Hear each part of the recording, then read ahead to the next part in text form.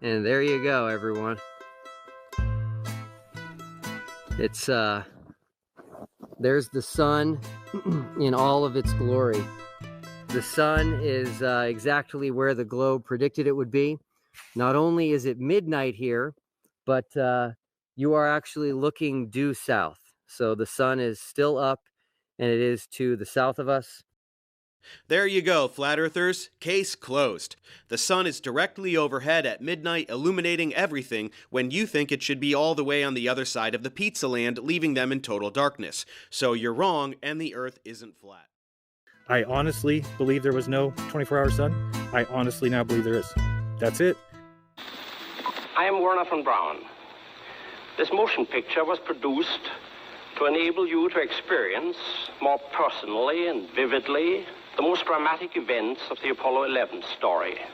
The pictures and sounds are real, recorded in real time, where the action really was.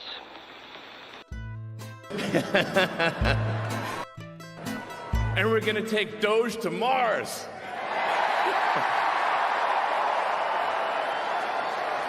I mean, can you imagine how awesome it will be to have American astronauts plant the flag on another planet for the first time?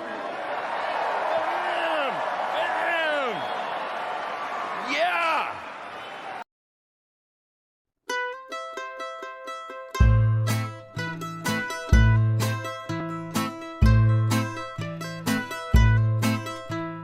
Under the Masonic moon, plans were made by the bankers in the back room. Let me be clear. UAP are real. Under the Masonic moon. That gave me the dubious distinction of being the first person of cabinet rank in the G8 group of countries who ever said categorically, without reservation, UFOs are real, and you have to accept them as being real.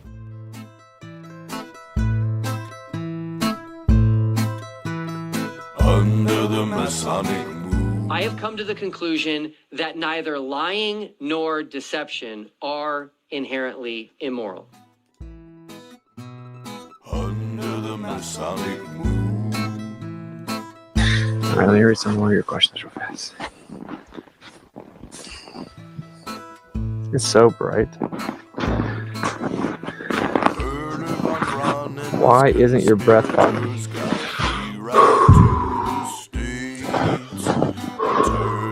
Nazi into NASA, they just couldn't wait. Under the Masonic moon.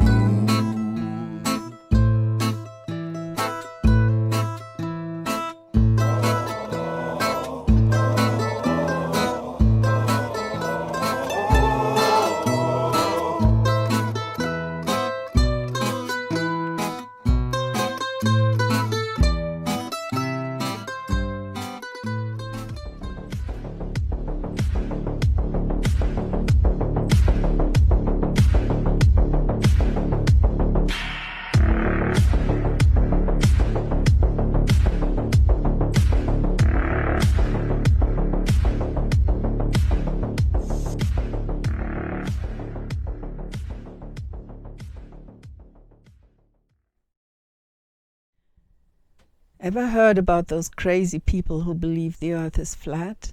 Well, I will show you here how you can see with your own eyes that the earth is not a sphere. You will be able to see for yourself that the very heart of our so-called scientific worldview, our cosmology and astrophysics, is nothing but fantasy, Hollywood and CGI. Impossible, you say? I understand, but buckle up. You're about to hear the wildest story of your life. And why would they lie? It's very simple. It's to keep the whole world from coming to the real Jesus Christ and get saved. It's because if Earth is a tiny speck of dust being hurled through infinite space in this crazy movement, then the God of the Bible makes very little sense. But if we are on a fixed plane with a dome above, like the Bible says, then God makes all the sense in the world. And how could they keep such an enormous lie going over centuries across all nations, accepted by all rulers and even all religions? There is only one book that can answer this question, and again, it's the Bible. I hope that you will be able to see this for yourself after you've seen this video.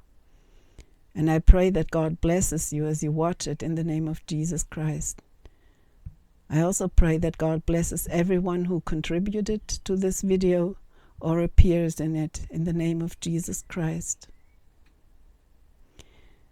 God knows that in our times people will be so deep into the big shows of this world that we're bombarded with day and night. They will not be able to understand, unless, of course, He gives them clear, indisputable evidence that we're not living on a spinning globe at all, and they're willing to look at this evidence.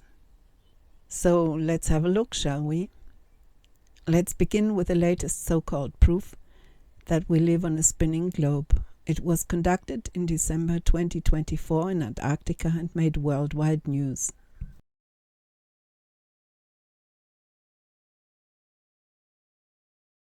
How could someone today, in the 21st century, think the Earth is flat?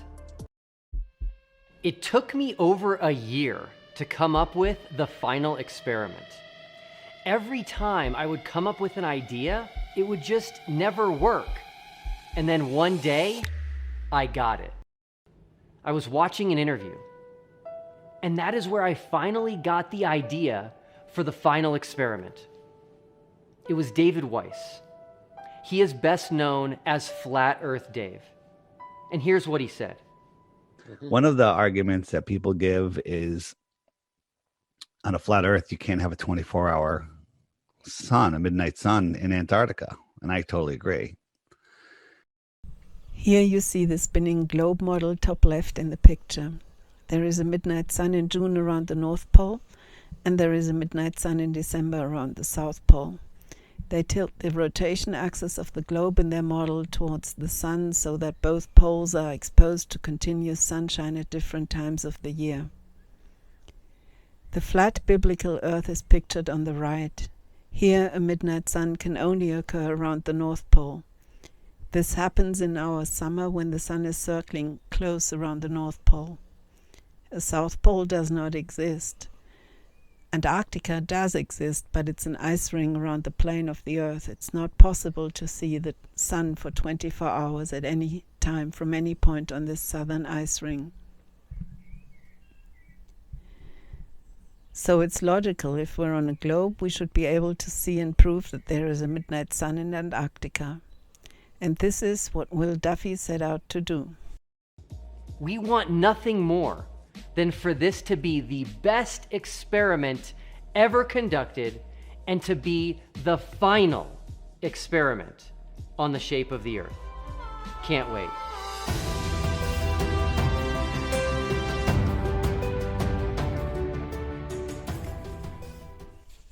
So in the best experiment ever, they went out and filmed the midnight sun in Antarctica. A group of YouTubers from both sides went. Some of them had always promoted the globe. Others had promoted flat Earth for some years, like Jaron Campanella.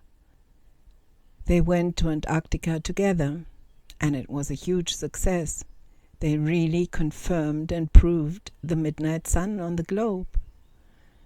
The flat earthers publicly admitted their defeat. Look here. Even the New York Post, Science Review, and others. We're told that the whole flat Earth idea collapsed overnight. There you go, flat earthers. Case closed. The sun is directly overhead at midnight, illuminating everything when you think it should be all the way on the other side of the pizza land, leaving them in total darkness. So you're wrong, and the Earth isn't flat. But their discovery was a really, really big miracle. The 24-hour sun in Antarctica.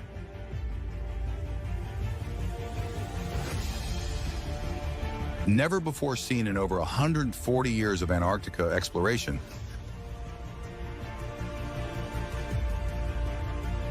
but for the first time since heliocentrism, was introduced 500 years ago, the 24-hour sun in Antarctica will be filmed by former CBS assistant manager and now YouTube vlogger Joran Campanella.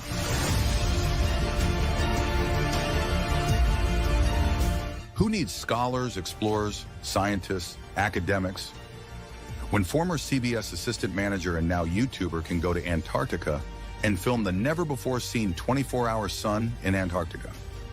Sponsored by anti-flat earther, disguised as Pastor Will Duffy. You really want to believe that YouTube shills went to Antarctica and got a 24-hour sun on video when there's no government agency that has ever recorded a 24-hour sun in Antarctica, and there's government bases down there for over 100 years, some of them? You really want to believe that YouTube shills got a 24-hour sun recorded in 2024 as flat Earth is exploding, and there's no 24-hour sun videos from any university or any scientist or any astrophysicist? There's a few random ones starting, I think, around the year 2017, but no 24-hour sun videos from 2010 or 2005 or the 1990s. There's no other 24-hour sun videos in Antarctica, but we're supposed to believe that YouTube shills got a video of a 24-hour sun in Antarctica in 2024. That defies all reason, all logic, all common sense. As I understand it, there were already people on site. So why didn't the people already on site post videos of the 24-hour sun?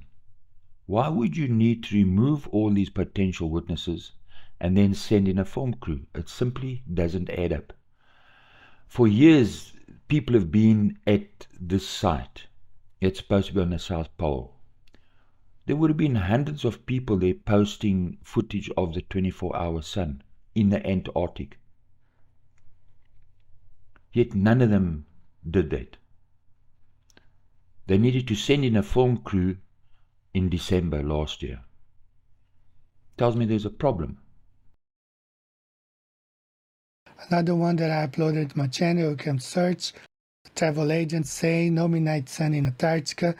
30 years working, sending people to Antarctica. He had never even heard a 24-hour sun in Antarctica. But these YouTubers present footage of what they claim is a real midnight sun in Antarctica. What do we do with it? The good thing is that we have so many pictures to look at and think for ourselves. It's not like a crew went somewhere in secret and comes back with stories and a few doctored photographs. No, things are actually filmed and all over the internet. They brought back hours of video footage. And we have, for example, videos of the midnight sun in the north. We can compare. Nobody doubts the northern midnight sun is real. It has always been talked about. And this is what it looks like. Look at the change of the colors. And look at the shadows. And in the bottom left, we have a timestamp with the exact location, date, and time of the recording.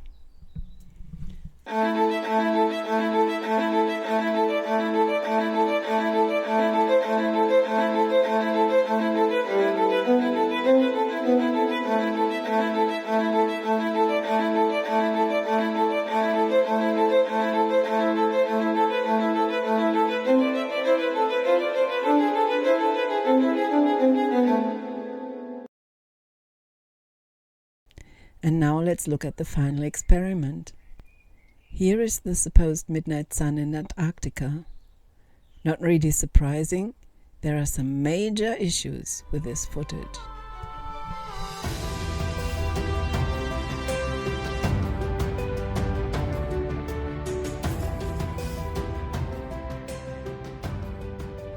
Number 1. The sun is egg-shaped at times. This doesn't happen in the Arctic midnight sun. It's a shape-shifting sun, like no one ever has seen in the real sky. Look here, you can see it even better with this filter.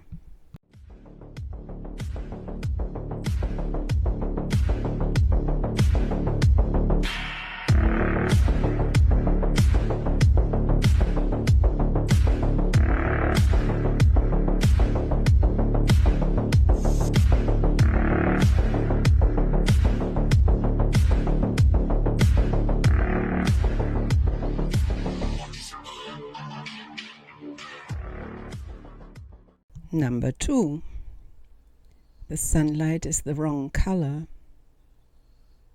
It should be more yellow and reddish when it's low above the horizon, but it's not.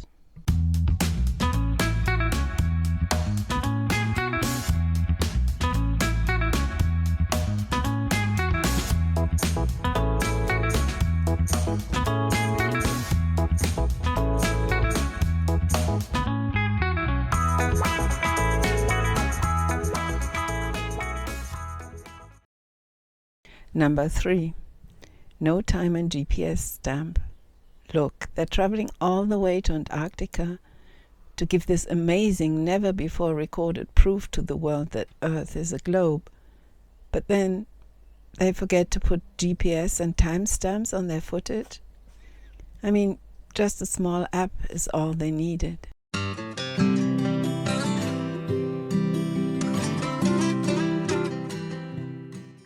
Number 4. There are weird glitches. What is this? A remnant of a handprint? Can such a thing happen naturally? Right where the natural sunlight meets the blue sky? To me, this looks more like a composite picture with several layers, and something went terribly wrong.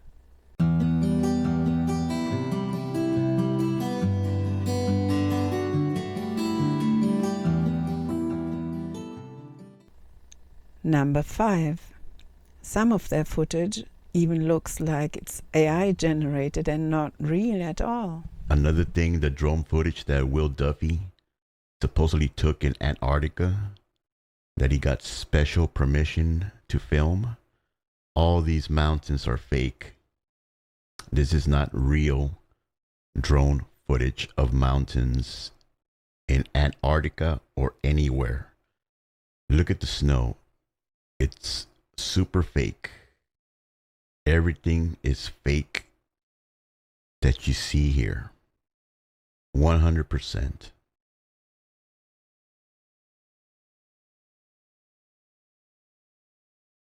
A lot of YouTubers do this kind of techniques on their videos. They use fake mountains, fake whatever. It's cheaper, less time consuming than actually, getting real footage. All this is fake, 100% fake. All right, so anybody can go to these two websites, or any website really, and check out the AI detection software, whatever. This first one, I uploaded the video from McKeegan's, the first one that was uploaded, and it took like 8 still shots or whatever.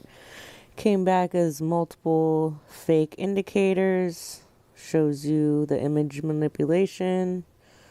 That 39% of it is manipulated, so they probably use some fake, some real. Here's this footage, or this picture, coming back as being AI, or not, or maybe computer generated, not necessarily AI, but tampered with. Same with this one. There's dozens of them that I put in here. I took a picture from my window to show what it looks like a real picture, just for as like a comparison, and obviously that came back with the green saying it's fine. There was a couple that did come back like they weren't tampered with, and I'll show those here in a second, but this is another one that's not matching up with the picture here.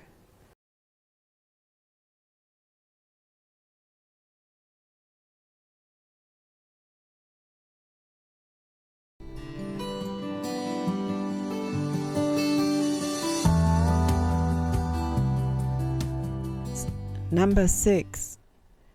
Sometimes they use old stock photos from the internet as background for their footage. Another thing that gave it away, which was the first thing that I saw that gave it away, that they weren't in Antarctica, were the mountains, like I said. But this mountain here, super fake mountain. They copied and pasted this mountain and everything else in the background, like I said, matte painting. If you go to Google and do a search on Union Glacier Camp Mountain and then click on images, if you scroll down to the image, this one right here that says Mountains of Travel Photos, click it. And it's the one that says 1198 times 800. Download it and save it to your phone, computer, whatever, before they remove it. This mountain, if I go to where I downloaded it, if I highlight it, it says date taken 11/27/2016 at 3:33 p.m. Now, if I go back to the mountain where Will Duffy is, okay, and then we're going to compare it to that mountain. And then you see it's exactly the same picture. It's every piece of rock, every piece of snow field looks exactly the same as in 2016.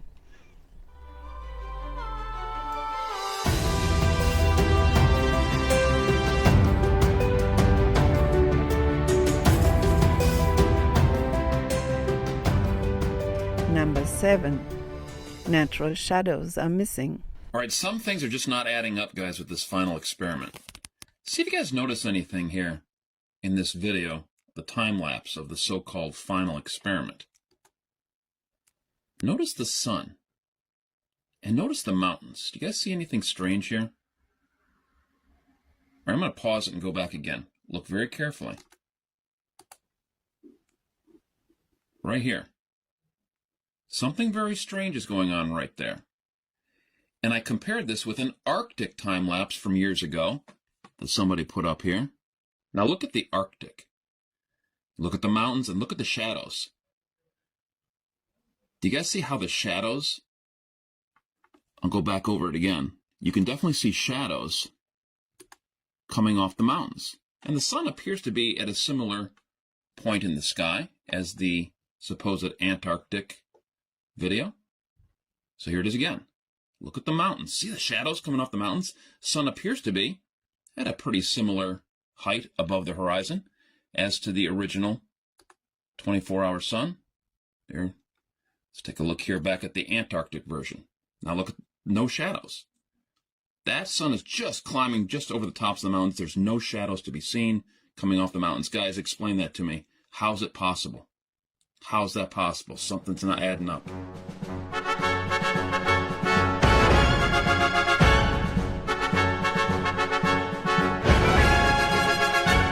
I have a magic telescope with a special super lens. I'm going to unbox it to impress my YouTube friends.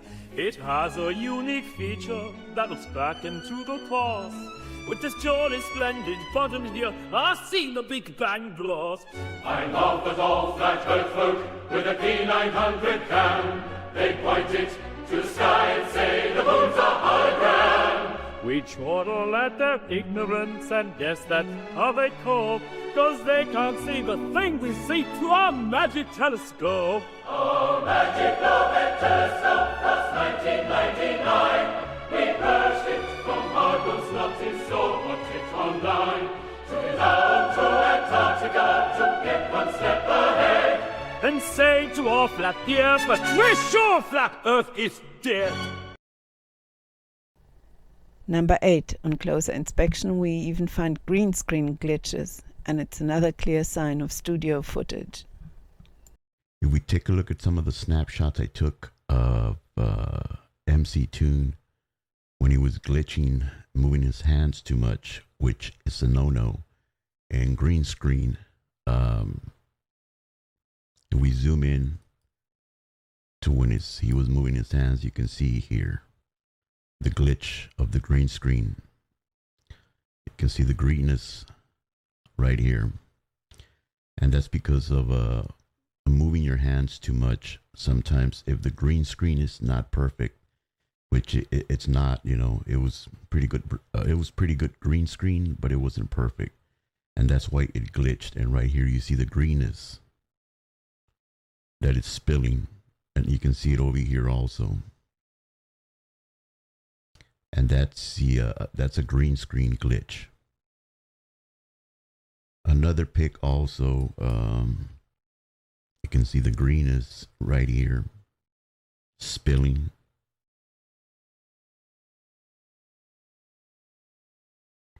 As you can see it right here. That little, it's like a little pixel, green pixel right here, this one also. It wasn't bad, you know, right here you can see also. The green screen wasn't that bad, but it wasn't perfect. And when it's not perfect, you're going to get caught. And this is the most obvious, okay, pic right here, snapshot. This little pixel right here of the green screen glitching, and his fingers right here. But this one is a dead giveaway.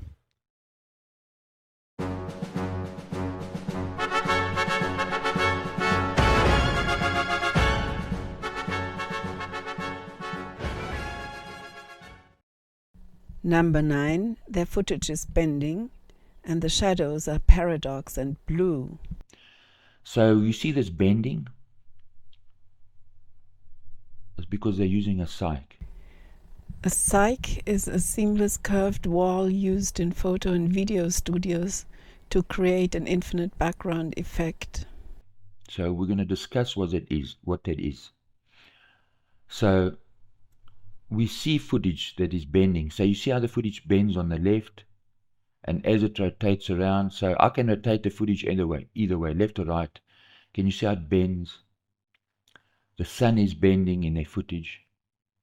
See how the table stretches. See how the camera stretches and bends. Right, so even if they're using a 360 camera, they're busted, they're lying. Now if I bend the footage in the opposite direction, see how the perspective changes? They've bent the footage. Now I'm bending the footage in the other way, and I'm keeping the footage going. So I'm running the footage on the NLE, and I'm keeping the footage. So I've kept the proportion of their footage the same. No bendiness. So they used a cyc. See how the camera now doesn't bend and distort?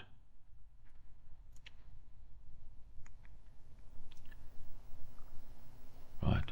So the bendy footage shows you that it's fake. So here's footage. I'm using a cyc here, a digital cyc.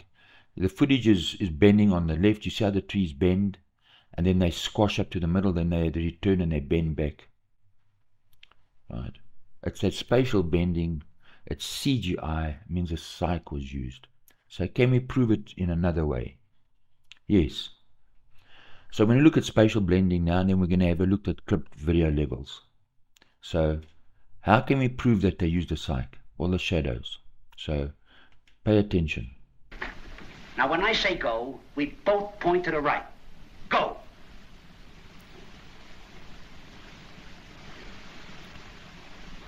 Hey, Porcupine.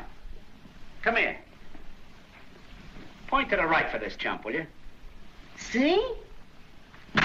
Get busy, come on. Right, so, right. These are clowns, right? They sent the Stooges out there to film the midnight sun. So, the sun can't be in that position, and then the shadow on the buildings be on the left-hand side, and this clown at the table, his shadows on the right-hand side, and that's your frame of reference. It's not possible. He said, the light is directly in front of you, the shadow must also be directly in front of you. It doesn't matter how far away the light is, the shadow must be in front of you. Right. So the only way the shadow can be on the pointing towards the left on the left-hand side is that it must be stretched across the horizon. So understand, if the sun is the center and the shadow of the buildings on the left and the shadow of the person at the table, it must be on his right. That must be their position. So what they've done is they're bending the footage on a cyc, and that's how you have those two shadows in that same frame of reference in front of you. The evidence they bring in is not evidence, it's a clown show. It's a dumbass clown show. So what is a cyc? So a cyc, it's called a cyc or cyclorama. It can be created in a physical cyc or a digital CGI cyc. But when I play it out, I have to make sure that my screens are calibrated. Otherwise, what's going to happen? Your footage is, your shadows are going to come out blue. Your shadows will come out blue. There's a cool clown snow show, right? Slavas. Right? On the left is Slavas. Very cool. Right, so I went and filmed him for television production when they were doing their world tour. I had the pleasure of filming them and interviewing them and creating content for television and for advertising. Cool clowns. Now on the right we have the dipshit clowns from the South Pole. A bunch of flippin' morons. A bunch of idiots. A bunch of idiots, and that's why their shadows are blue, because they're dipshits.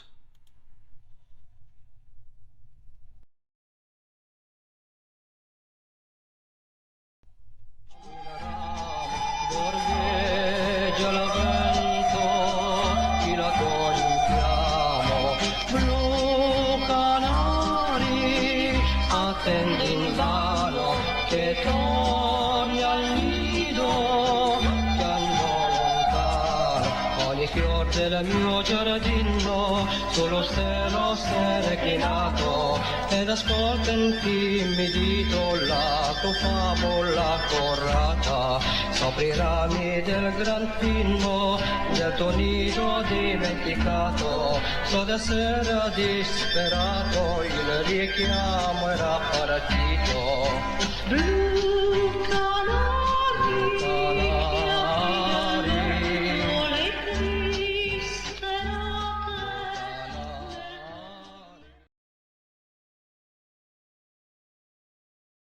It's not looking good, Dave. Sorry. It's just not looking good. Those guys were clearly, if they were in a studio, it was miles across. I think they were in a tens of miles across situation. So here is the Vegas sphere, right? It looks amazing. Okay. Well, that's being projected onto a screen. So here is the Vegas sphere, right? It looks amazing. Okay. Well, that's being projected onto a screen. So here is the Vegas sphere, right? It looks amazing. Okay.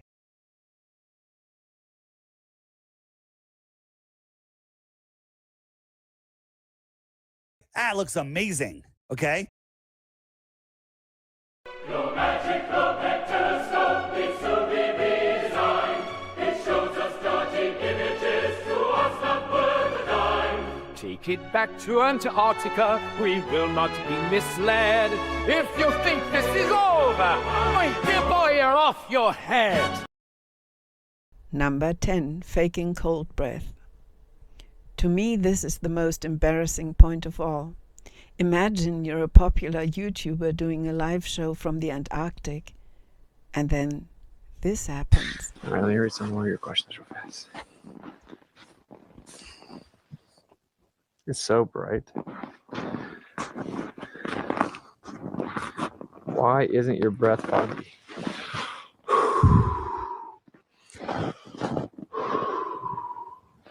It's not as foggy as it was a second ago.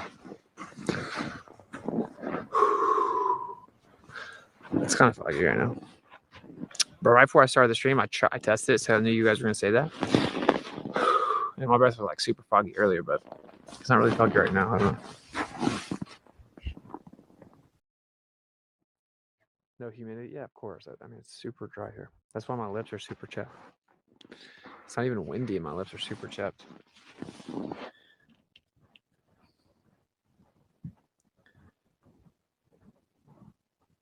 Just pick up some snow? Okay. I'm not wearing gloves, so that's a terrible suggestion. I'll be right back and grab some gloves and I'll pick up some snow. Okay. I'm gonna play her song again while I go in here so no one else maybe says something they don't want on stream on my headphones. I'm gonna go grab my gloves. This is a good idea anyway. And here's the video I want to bring up because someone has sent me some incredible stuff here. I'm going to play it quickly. You don't want the music. So the footage is going to be of Austin Whitsitt. And everyone, we've all seen it. Here it is. What's up now? So look, he just faked his breath, right? So this is him when he's faking his breath. Watch carefully again and listen to what he says.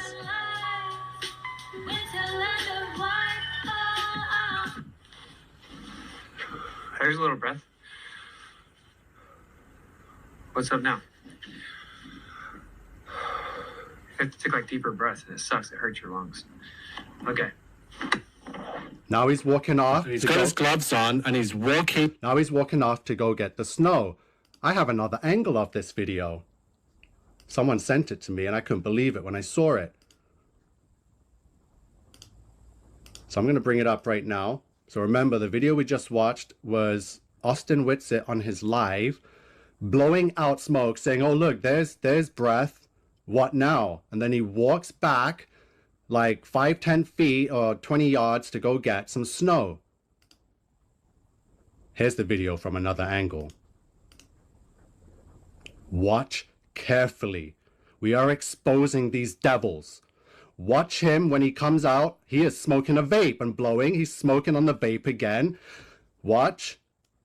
And now he gets in front of the camera. He blows out smoke. He's putting on his gloves. And that's when he says, what now? Then he's walking back to pick up snow. Why is he walking 20 yards over there to pick up snow, to come back to the camera and then put it down? Look at these sus movements. Let's go back. So remember, he did go and puff on his vape and then stand in front of the camera and lie and say it was his breath.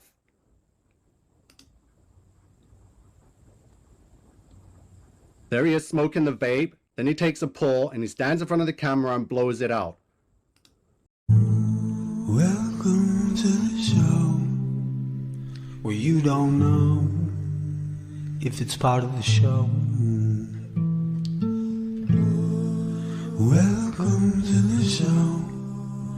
If you don't know, it's part of the show.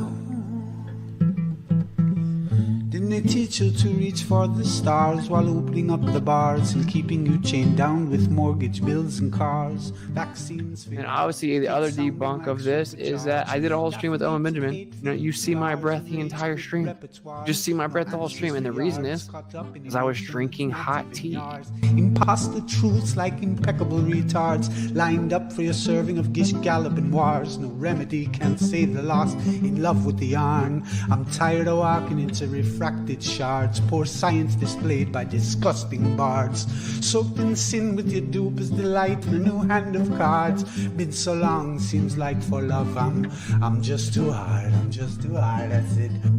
Welcome to the show where you don't know if it's part of the show.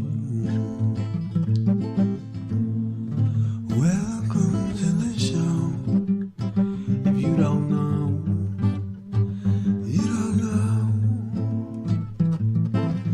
Intoxicated 8 makes you believe you're spinning in space while you have no shame or grace. It's a disdainful state I used to contemplate, how to save myself from my own self-hate. Wonder why I was even made with a dreadful fate, forced to try and awake with a full plate. No one to help me stay awake or educate. I've had to liberate and fight through hidden gates. But my brother, heaven could never be late, and rockets don't work in space. It's all fake, the show is on Mars. It's a joke, but you're too far gone, it won't be long.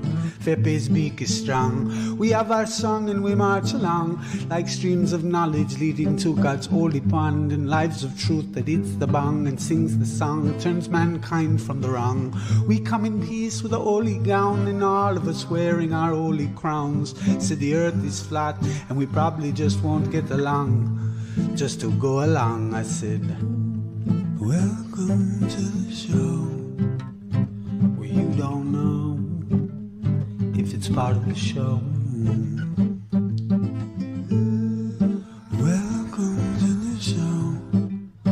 If you don't know, you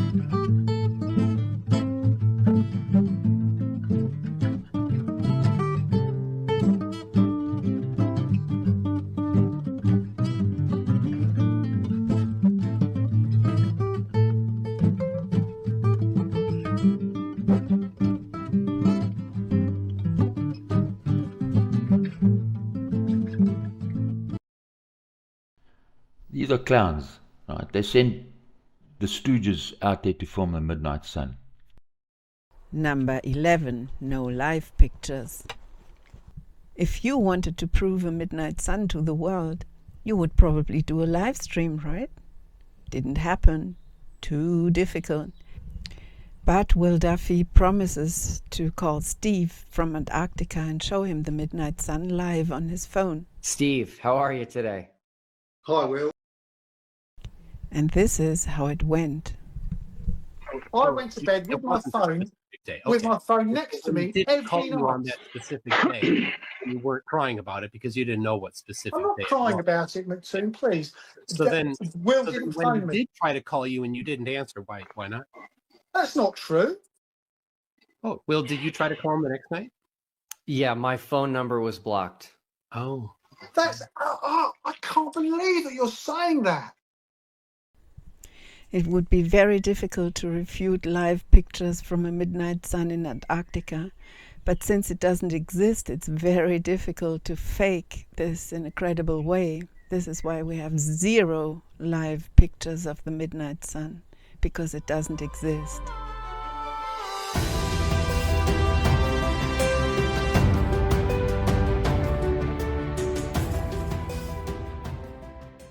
Number 12.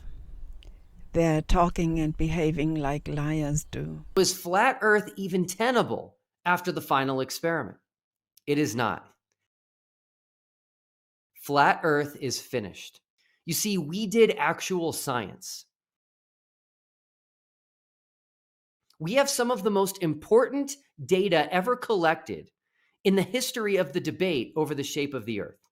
We thought of just about everything, and we aren't going to hold anything back either. All of our raw original footage will be released to the public. It just will take time, so please be patient. And flat earthers, you should be the most excited for this. Because as Jesus said, you will know the truth, and the truth will set you free. After carefully looking at both sides of the debate, and after taking a very deep dive into everything I could possibly find in Scripture regarding lying and deception, I have come to the conclusion that neither lying nor deception are inherently immoral.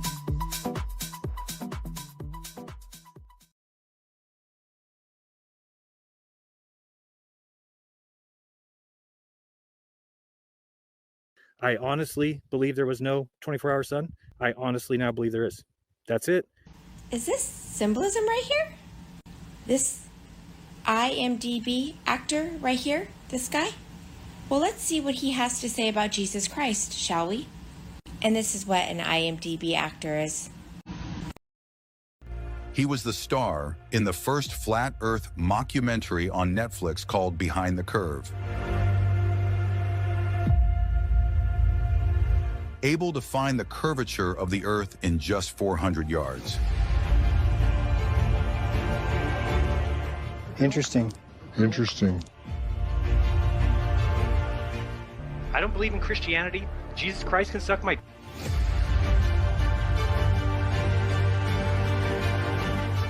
My wife has some ideas. She thinks that I should summon Satan.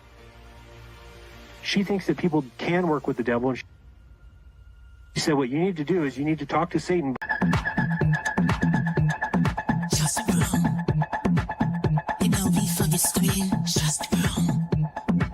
You can all join my fancy.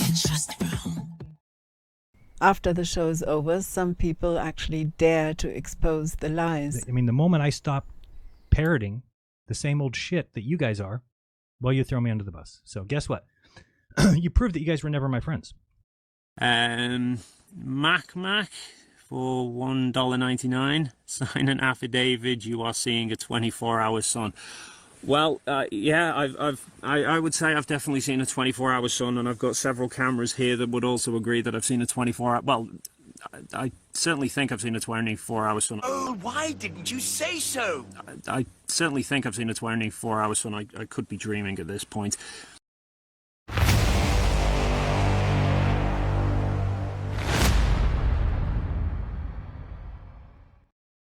So let's wrap up the first part of the video about the Antarctica midnight sun, so-called. Basically, the sun in Antarctica doesn't exist. Now we know. For many years, people considered the possibility for this to be a real phenomenon. So we needed to know. And so what people did was they went there and they frauded the sun. So thank you very much. Now we know it doesn't exist. So the only thing I'm sure now is that it doesn't exist. So here's the point. Look, if you're calling God the creator a liar, then what amazing proof do you bring to the table? What is your evidence? Because remember, the Bible says that the earth cannot be moved. So today people believe we're living on a spinning ball. And the South Pole plays a crucial role in that illusion that we're living on a spinning ball. If there's no South Pole, then there's no globe. There's no ball Earth. And if the evidence presented for the globe is fake, then obviously the globe must be a lie. And then they're bringing in their bending sun. Seriously? Is this evidence, or is it it's a clown show? These people are stupid. Dumbasses. Because ultimately, understand, you need to look at the bigger picture. It's about sun worship. These are Satanists. This is their god Apollo, the sun, or Baal. I know you were taught that's all stupid conspiracy theories, but the reality is supernatural. Satan and the ruling elites of Earth conspire against God and against mankind, and the globe is the central lie for their works of darkness in these days. Just wait until you see the real evidence against the globe in a few minutes. And this is been revealed when a bunch of YouTubers went to Antarctica. Above all laws, there are laws in Antarctica. People cannot go to Antarctica, especially to do science, especially to do scientific projects. There are laws, regulations. You have to go through tough laws to get to Antarctica. However, a bunch of English-speaking YouTubers from here, from the UK, from Australia, from the United States, they went to Antarctica because there are 75 nationalities protecting Antarctica from the people of the world with laws. There are laws that prohibit people to go there, especially the scientists. So there are rules to go to Antarctica. But a group of 15 YouTubers pretending to be YouTubers, pretending to be people like me, like all the other Jacks and Johns of YouTube, they didn't go through this to get to Antarctica and to do an astronomical project. Basically, what they did was astronomy. Registering the midnight sun is astronomy, it's science. And they didn't go through it. Because they didn't go through it, they revealed who they are, right? They are not YouTubers. The people on the YouTube pretending to be YouTubers, they're actually Freemasons who probably work for our government agencies like CIA. In Brazil, we've got ABIN. Here, we've got MI16. I don't know, other, maybe Antarctic projects like ProAntar in Brazil. Authorities. These people are authorities. Sun worshipping. That's what the final experiment was. As you see here in the heliocentric model, the sun is the center of attention. Everything worships the sun. They faked the midnight sun at the end of 2024, and there are very good reasons for this timing, but more about that in a little while. At first, let's have a look at more evidence against the globe and against their satanic cosmology. The people who went to Antarctica and frauded the sun, they are authorities, or working directly with the authorities to keep our families under mind slavery, believing a fantasy.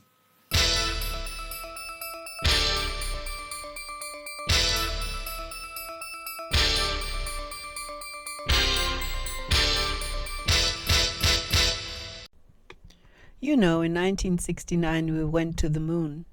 But did we really? 2, 1, 0. All engine running.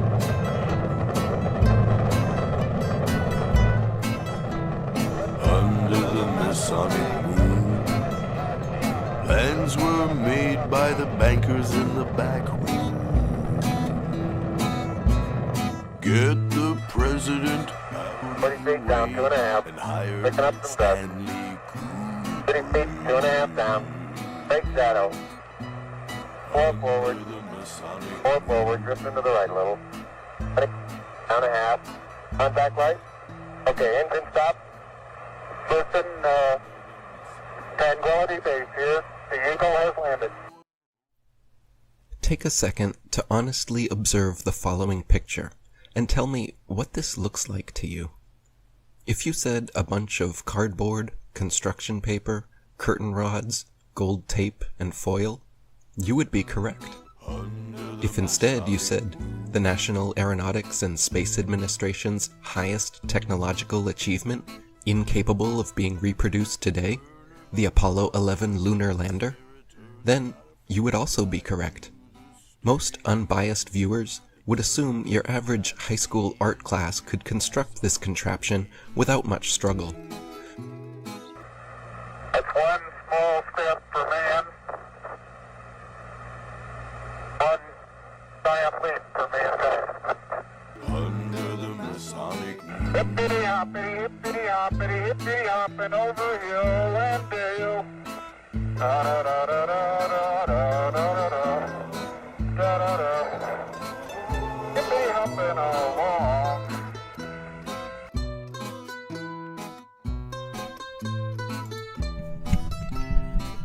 For all they tell us, man landed on the moon. We jumped around, hummed a toddler song, and did real science. But did you know this was their spaceship for the actual landing? How does this not fall apart when you try to move it even slowly and carefully? And now comes the kicker. This cardboard box supposedly landed on ground that was moving at bullet speed.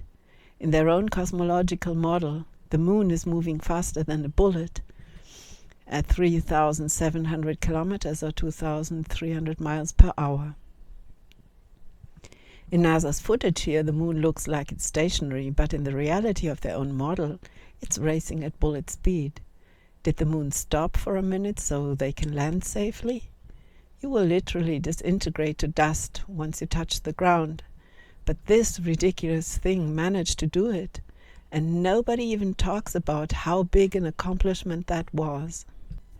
People assume it would be the same as in the Earth globe model. In their model, Earth is spinning and circling at the same time. Earth has even more speed than the moon.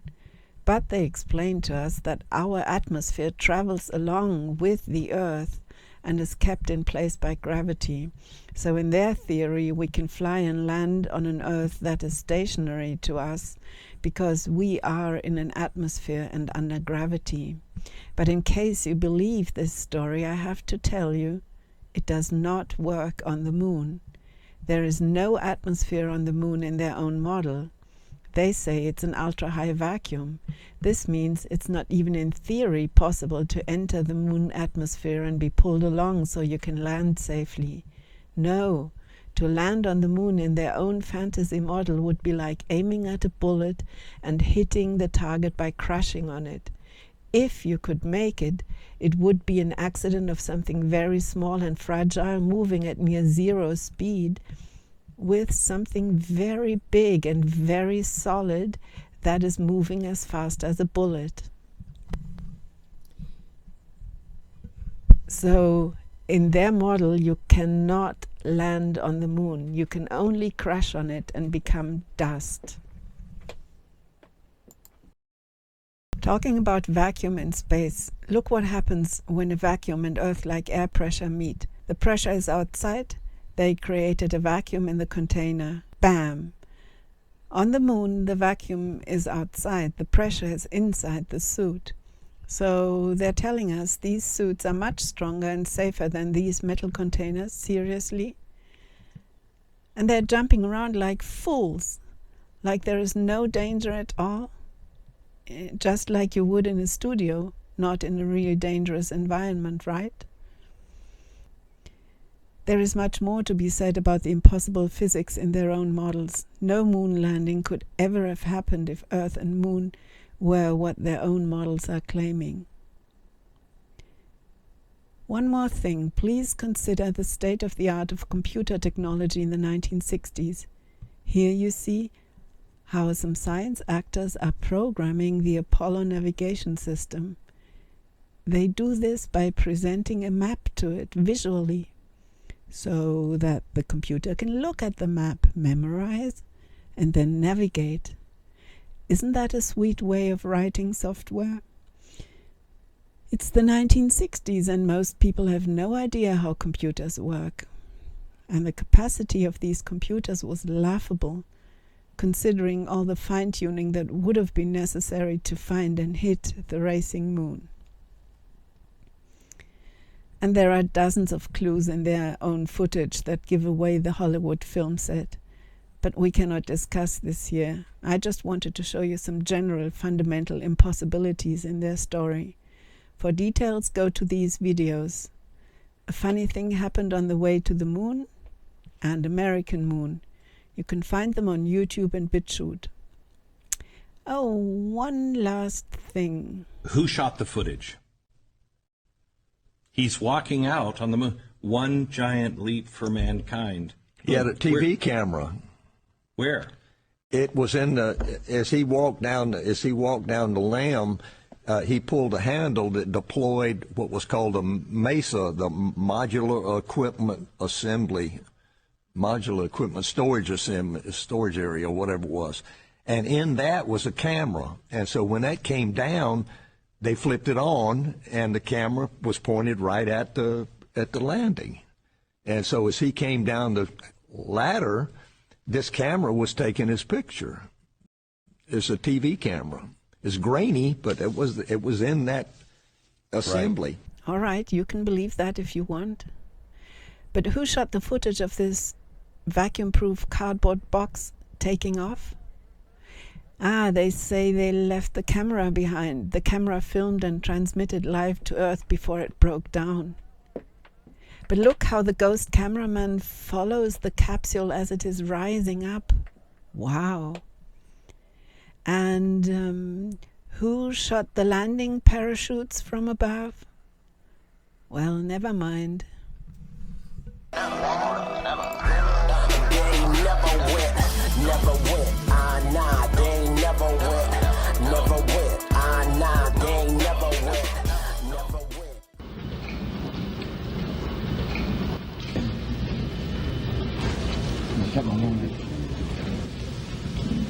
Many of us and many other people in many places have speculated on the meaning of this first landing on another body in space.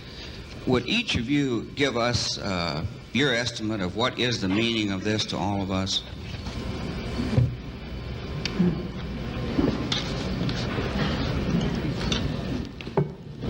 Are you going to try that? After you.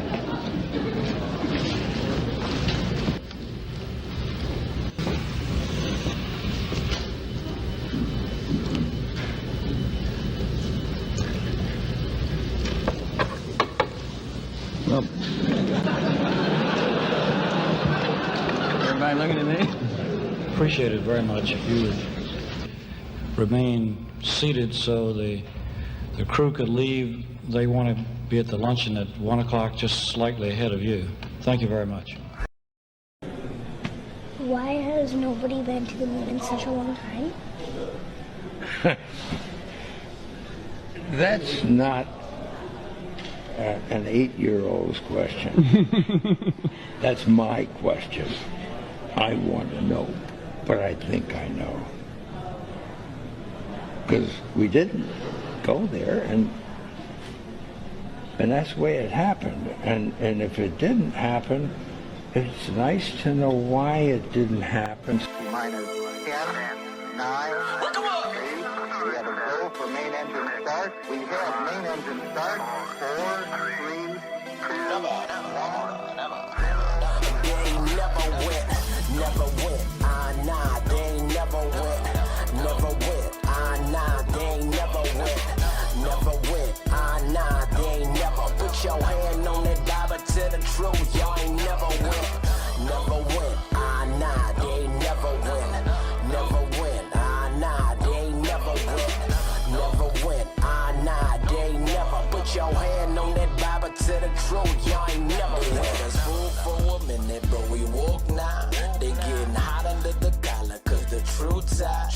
take Genesis and cover it under the rock. But you can't hide what the master Reddit knows about. This population is programmed, spoon-fed news for food. They wanna go to Mars, but they ain't never touched the moon.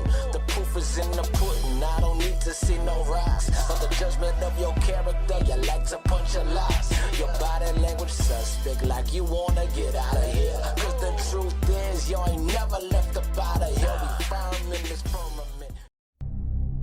We're a little tiny grain of sand in a vast universe, and we got to the next grain of sand, the moon. I can go to the moon in a nanosecond.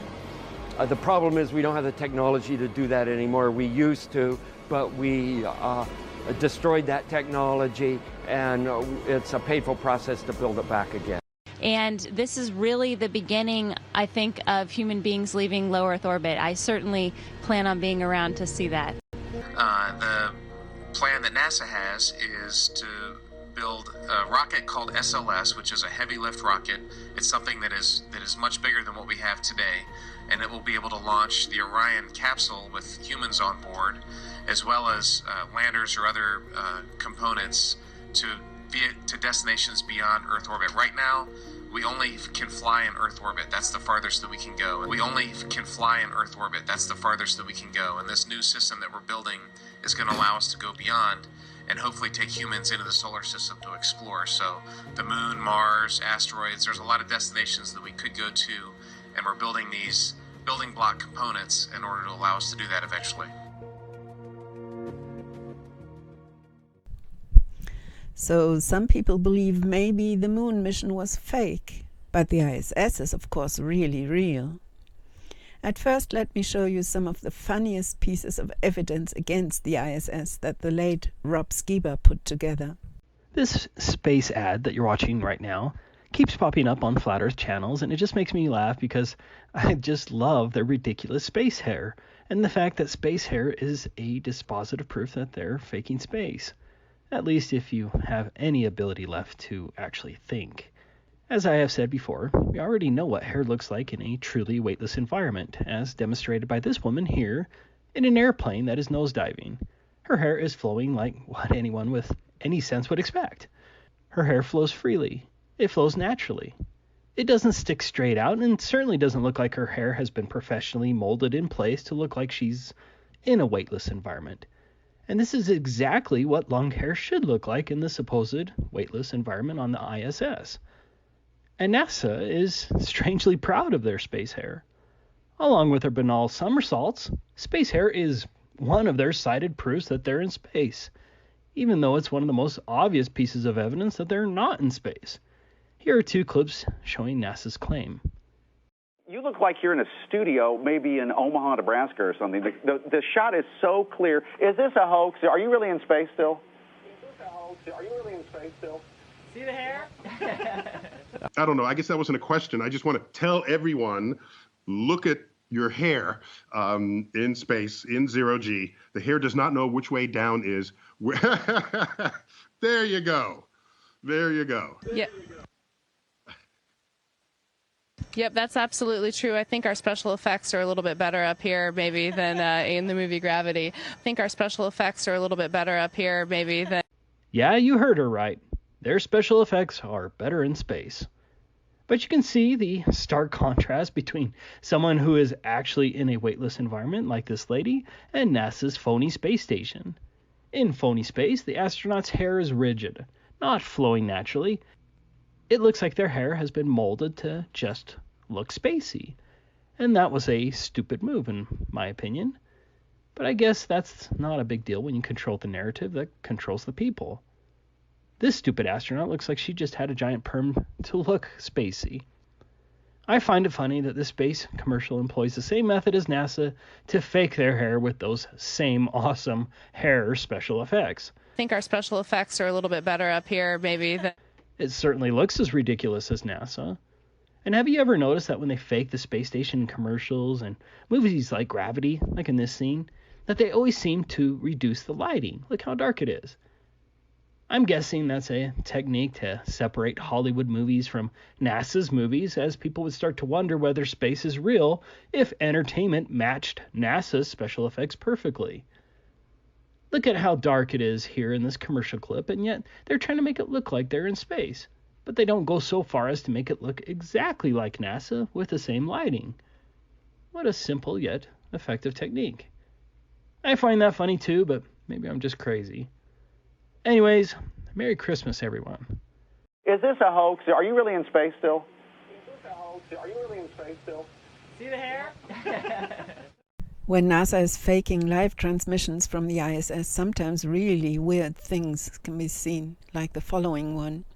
Listen to an expert explain what we see. You need to have a stage prop, and the stage prop here is a hall section of the ISS. Also, you need on a separate video layer objects in virtual space that can move around by software, such as the paper on the wall, the netting there on the back, this contraption here on the right wall, and there's some box or something bungee corded above there. Now, all those objects are on a separate virtual layer, so they can be manipulated by software to look as if they are floating around. And of course, our three stooges here who are pretending to be astronauts. These guys are also on a separate video layer. And what makes it even worse, they're not even in the same room together.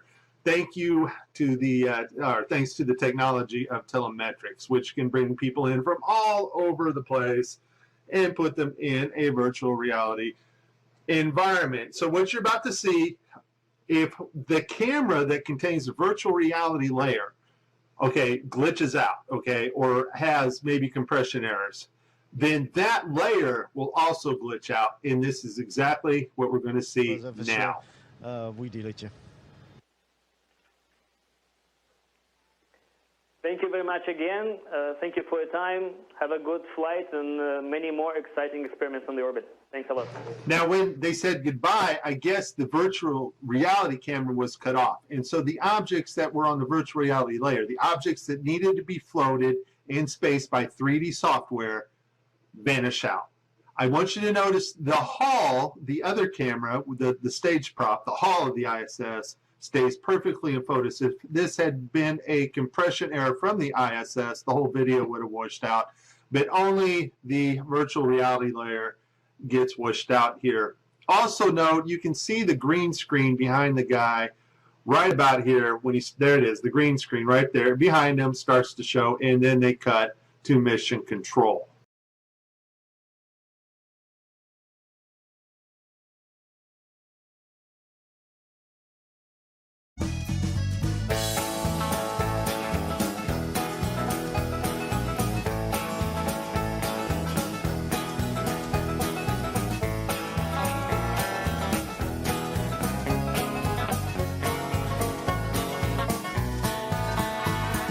A friend of mine once told me to do a search online.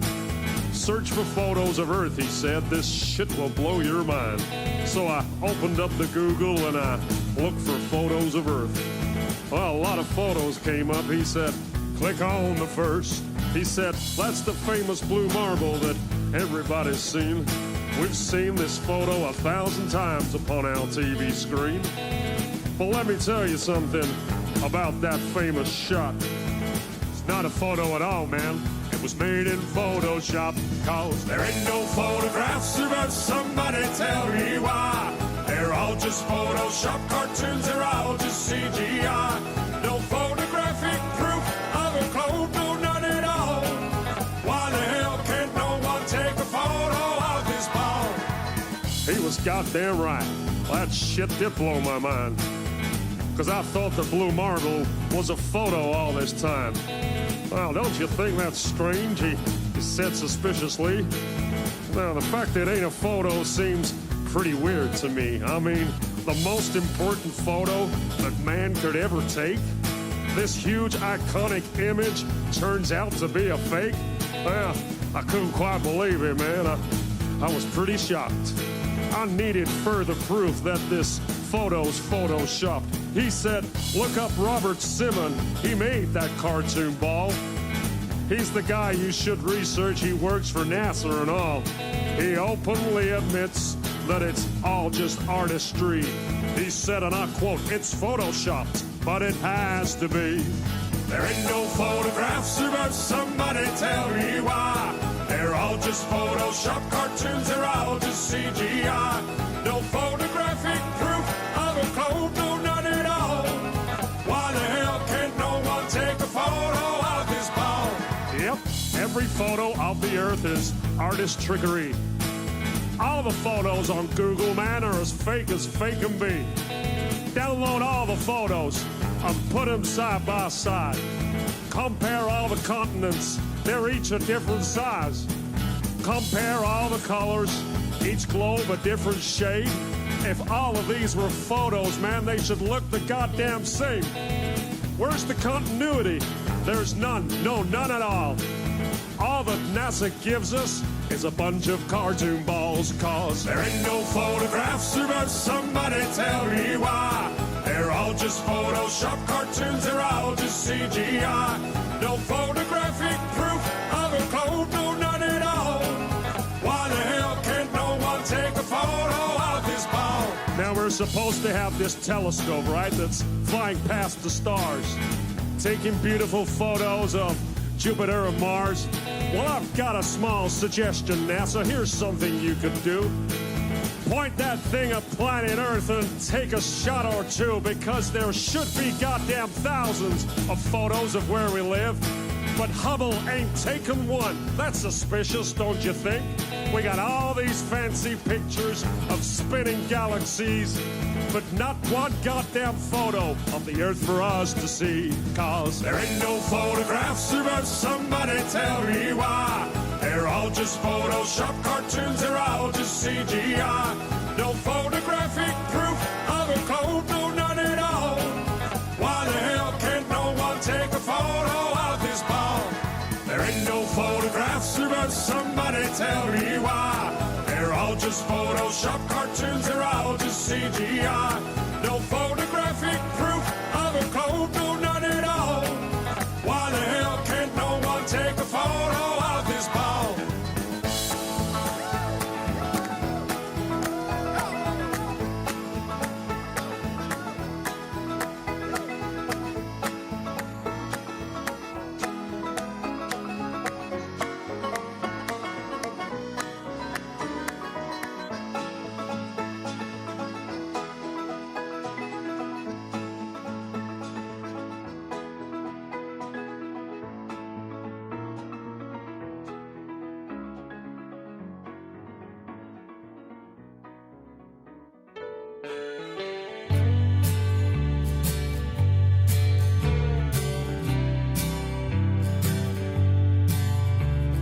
You ever tried to talk to people about NASA? Huh. Like banging your head on a brick wall, right? Well, this song is all about that. Sometimes it's best just to keep your mouth shut, right? And don't talk about NASA at all. Listen up. When I started talking about NASA, I lost all my friends. So I don't want to talk about NASA ever again. My friends don't understand me, and I wish they would. I tried to tell them about NASA, but it don't do no good. No, I don't want to talk about NASA ever again. 'Cause every time I talk about NASA, I lose another one of my friends. Yeah, every time I open my stupid mouth, something about NASA comes flying out. No, I ain't gonna talk about NASA again.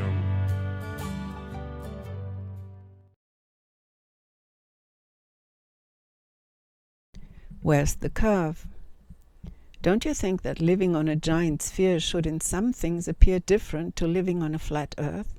Should not at least some views look different on a globe versus a flat Earth? Sure, we should be able to detect effects of the curvature if we're on a globe. We can even work out on paper what it should look like. There are even apps available online that help us do the math. First question, have we seen an Earth curve from above?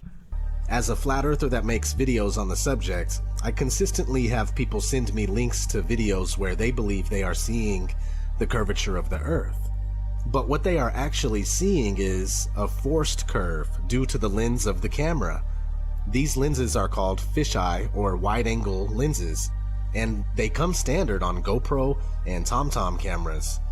When this lens is arranged sort of straight on to the horizon, it actually it doesn't have any weird curvature or distortion. It just looks ultra wide. There might be a little bit of distortion on the edges, but it looks just super wide. Whenever you start to tilt it upwards or downwards, that's where you get the curvature distortion. So if you tilt the lens upwards in relationship to the horizon, it's going to kind of curve up and create a bowl type effect. If you tilt it downward, it's going to create a sphere or a kind of an orb type effect. Besides Hollywood movies and TV shows, these wide-angle camera lenses are the only reason you'll ever witness curvature.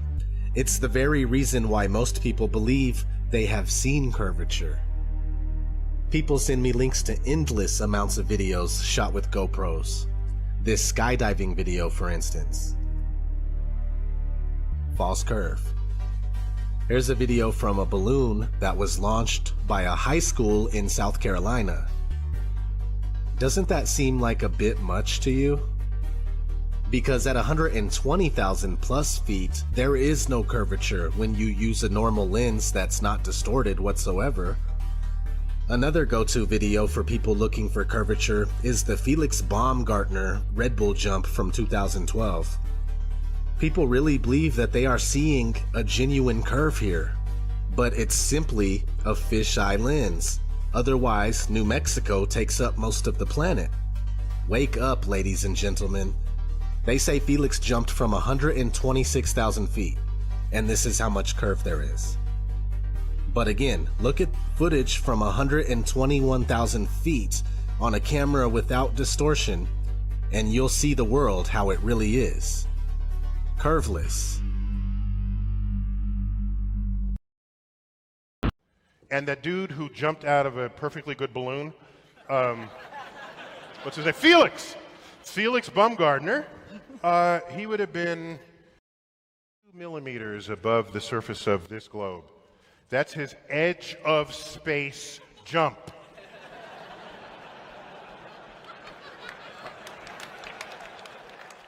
Now, you know, I don't. It's fine. He wants to. I don't have a problem if he does it, but the honesty of it would greatly diminish what I think people thought he was actually doing. And not only that, they made sure to photograph him standing there with a really wide-angle lens, which curves horizontal lines. Right. So in the photo, you see this curvature of Earth's surface, and he said, "Wow, he's in space. Look at that." No, he's not. At that height, you don't see the curvature of the Earth if you are 2 millimeters above this beach ball. You just don't. That stuff is flat. But you say there are ISS pictures of Earth, and the supposed ISS is 10 times higher than Baumgartner was. It's about 400 kilometers. Well, Earth in the globe model is 12,000 kilometers in diameter. This small turquoise point here is where the ISS would be, and some of the pictures they're showing us look like this. So I agree with Neil deGrasse Tyson. We would not be able to see the imaginary circumference curvature of the Earth in such a way unless we're thousands of imaginary miles away from the imaginary globe. Some ISS footage looks somewhat better. I guess someone did the math maybe. Sometimes the Earth is 10 times bigger from the ISS. It doesn't matter because it's all made up anyway. After all the fakery that we've already seen, I would like to ask this way around. Do we see anything here that could not be faked with the help of computer and video technology? I don't think so. but you be your own judge. I myself have never seen anything that could, at least in theory, be counted as a possibly real picture of curvature of a supposed globe Earth. Curvature on our ground. Would the horizon maybe look completely different when you're standing on a ball as compared to standing on a flat plane? The answer is it would be very different. The only thing that people ever discuss about the horizon is whether the straight horizon line that we see in front of us on oceans should be a tiny little bit curved, but I don't even want to discuss here this gigantic curve that might be invisible to us because of its size. I want to show you that the horizon on a globe would look entirely different. There would be no straight line at all. If we were on a globe, the whole horizon would be one big, visible curve around us. So how are we going to prove it?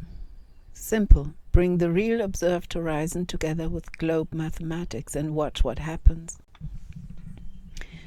Since we cannot go out in the open to show you these things, let's do a little thought experiment. I call it the clock of rocks. Imagine you're lying on a sandbank in the middle of a big and quiet lake. Let's assume your eye height is 10 centimeters above the water surface. We assume this small height because it's easier to visualize the distances and the sizes, but it works with all numbers, of course. Now imagine there's a 50-meter high rock right in front of you and right at the horizon line. How far away is the horizon line? Well, on a globe, all water surfaces must be curved. So the curve of the globe determines where your horizon is. Now we put this rock here right at the horizon point to mark it. Then we go to some Earth curve calculator online. That's mainstream science. And we put in the numbers. And we put in 10 centimeters, 0.1 meters. And we see that the horizon distance is about 1 kilometer away from us. At an observer height of 10 centimeters, you can see 1 kilometer up to the horizon. After that, the water surface drops behind the curve. This is, of course, what horizon means. From here on, you see heaven instead of water. And now we place 12 of the same rocks all around us along the horizon line. And the horizon is 1 kilometer away from us in each direction. On a globe, the horizon forms a circle around us. The circle in our example will have a circumference of 6.28 kilometers. And the distance between the rocks will be around 500 meters. Now, what do you think? Would this circle horizon on a ball really appear exactly the same as the horizon on a flat surface? Is this plausible? Let's have a look at the clock of rocks and the horizon on a flat Earth. On a globe, the vision will be limited by the bulge of the water curving around the globe. But this is not the case on a flat Earth. Clock of rocks on a flat Earth. On a flat Earth, the horizon is not limited by any curvature or bulge. On a flat Earth, the horizon is a straight line. The distance to the horizon depends much on the strength of our optical device, like eyes or zoom cameras. Now, if one of the 12 rocks of the clock of rocks is on the horizon line, then of course the other rocks will be not on, but in front of the horizon line. There will be water visible behind them. Right? It doesn't matter in which direction you look. You will always see a straight horizon line, and if the center rock is on the horizon line, then you will see the other rocks before this horizon. There will be water behind them up to the horizon. Just for recap once more, on a globe the horizon is defined by the bulge of the globe. The 12 rocks are directly on the globe horizon line. so you cannot see any water surface behind each of them. Let's go to the view from the observer point. Normally we have about 180 degrees of vision. Thus, if we are standing in the middle of a clock of rocks around us, we have 7 of the 12 rocks in our field of vision at one glance. And for recap, you're in the middle of a large lake, eye height 10 centimeters. There are 12 rocks around you at the distance of 1 kilometer. At 1 kilometer is the defined globe horizon due to the bulge. What would you see from your sandbank? Do you think you would see something like this? Or would it look maybe more like this? On the globe, the horizon would have to be a circle, and due to perspective, it would look something like this. There would be no straight line, but the whole horizon would curve around us. Is it possible that the circle-shaped globe horizon creates an optical illusion and only appears as a straight line to us? First question, is the Earth maybe too big so that the illusion is created? No, we are talking about the visible horizon. It's either a straight line or a circle. It does not matter how far away it is because we can see the horizon. If we can see the horizon, then we can also see the shape of the horizon. Second question, are we actually inside the circle so that we cannot see it? No, our eyes are above the horizon circle. If we were inside the horizon circle on the water would be in our eyes. And what is being said here applies to all distances and all sizes. So let's test the globe horizon once more. Can the circular-shaped globe horizon maybe somehow appear to us as a straight line? Let's go back to the beginning. Place the 12 o'clock rock before you at 1 kilometer distance. Second, place the 9 o'clock rock at 90 degrees to your left, 1 kilometer away from you. Place the 3 o'clock rock at 90 degrees to your right, 1 kilometer away from you. Behind the rocks, there must be heaven, as the rocks mark the horizon. Now, connect the 3 rocks by drawing a straight horizon line like we always see them. Use a ruler and draw one line only.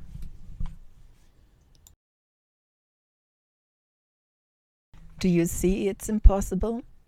It cannot be done.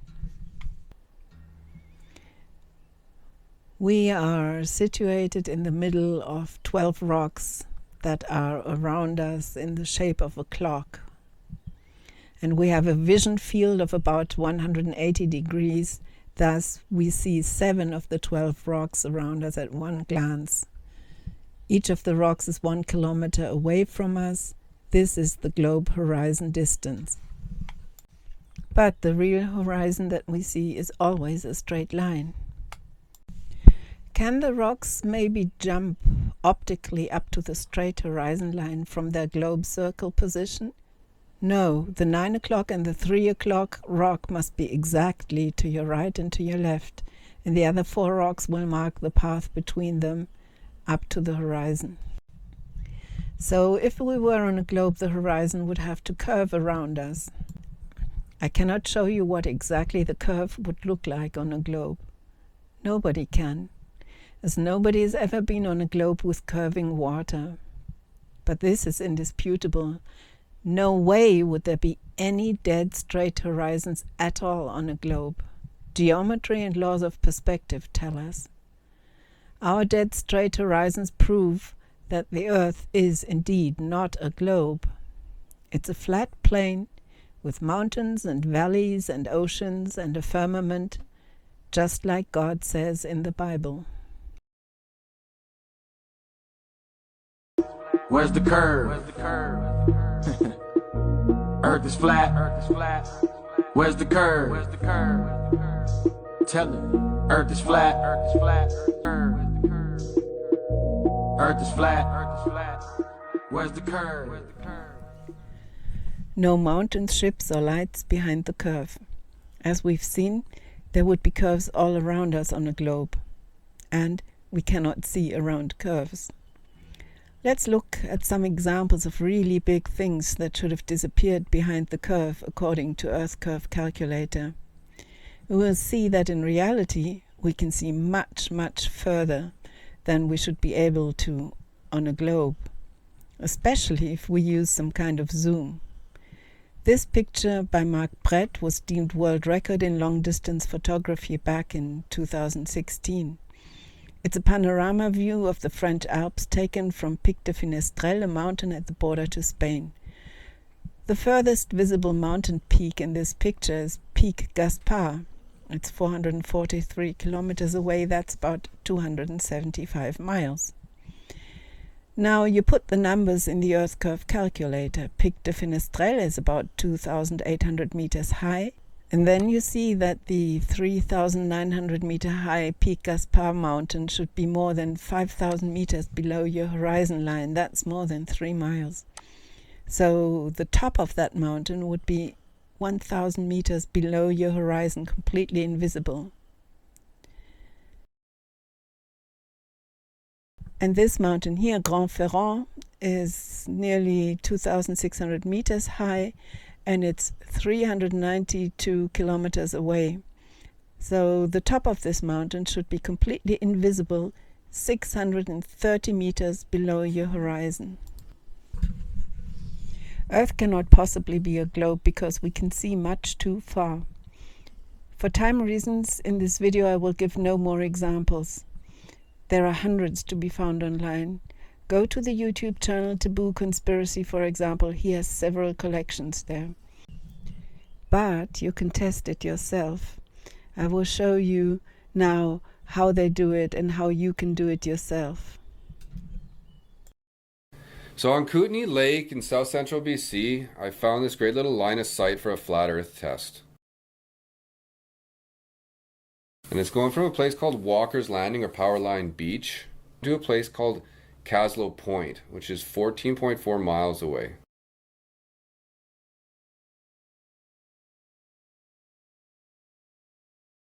So at 14.4 miles with our camera set up at 3 feet off the water, you're looking at like 100 feet of curvature. And if you subtract, say, 5 feet for the height of the laser, you're looking at 95 feet of curvature.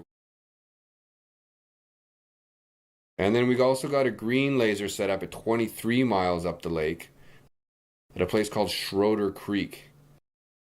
And there I got my friend Darren with the green laser set up.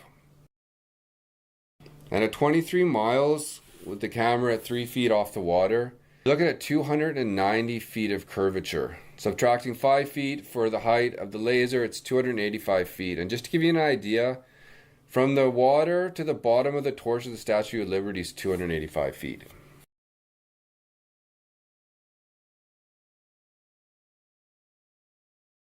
This is Steve out here in Caslow, BC, doing a flat earth experiment with a laser beam.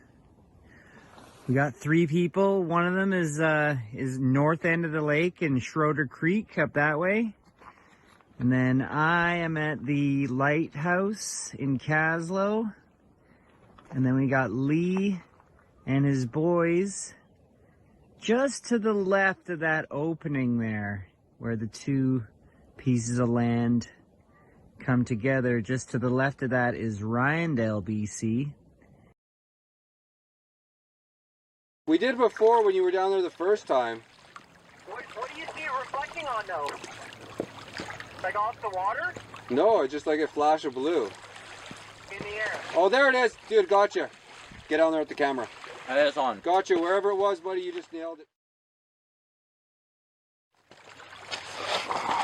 Is that in the right area? Yeah, it's in the right area. Oh, dude, no, it's not. Yeah, come on, Sonny. It's over here. Get on there and start looking for it. Yeah, dude, we just got you. Okay, I'm just keeping on doing exactly what I was doing. There, you're in the right direction. Just saw you again. Did not see him. There. Negative. Yeah.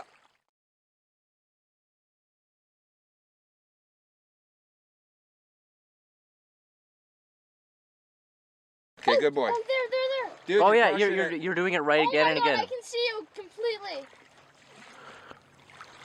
Get it on the camera, boys. Yeah, dude, I'm gonna see if I get it with just the camera here. I'm just gonna take out the phone. Keep doing that. You're getting it. Sweet. No, it's perfect. I'm missing him now. He's not there. Dude, I'm getting it every single time. He's just flashing you're recording me. It. And I'm recording it. Dude, I've got so many.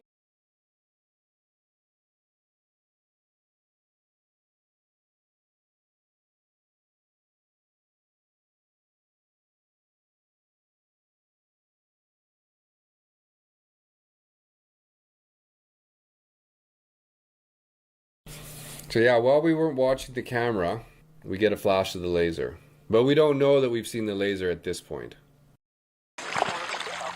Well, I don't know, man, you might just have to take it off and sort of just like wave it up and down or do something like that. But yeah, we've caught you once. Oh, look, right there. Yeah, you're on it. Oh, there it is. You're doing it, buddy. Keep going. Do it! Yes! Sonny, move!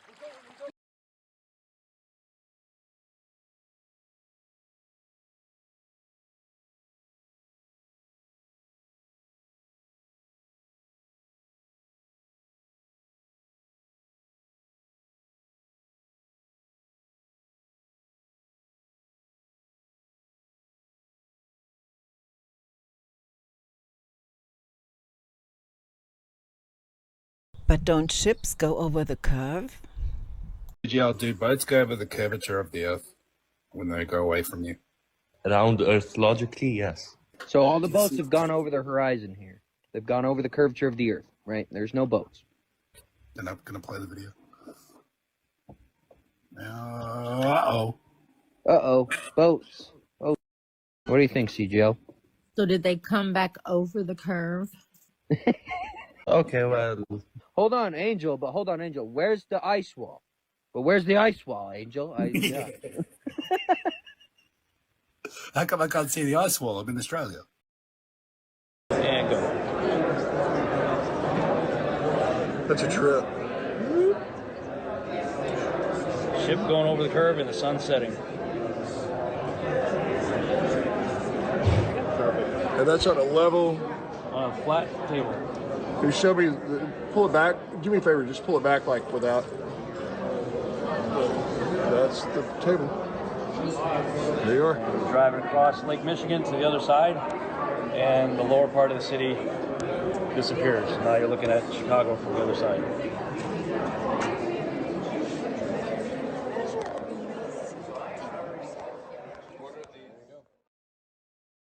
Is the Earth flat or round?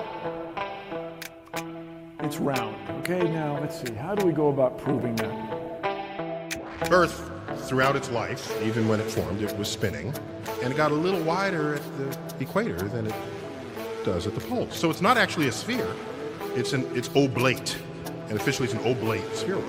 That's what we call it. But not only that, it's slightly wider below the equator than above it. A little chubbier. Chubby's a good way. It's like pear-shaped.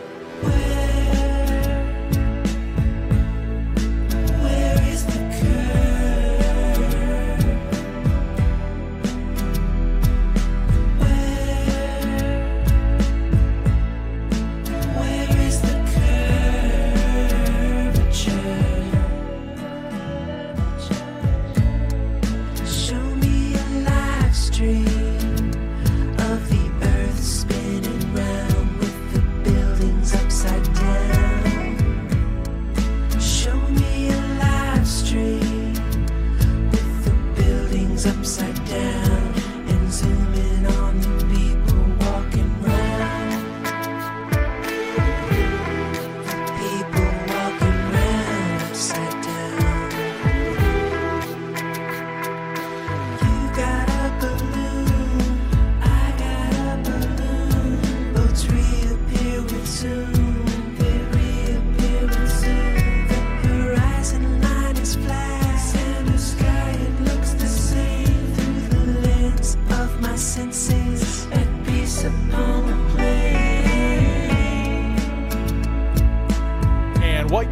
here is a mirage.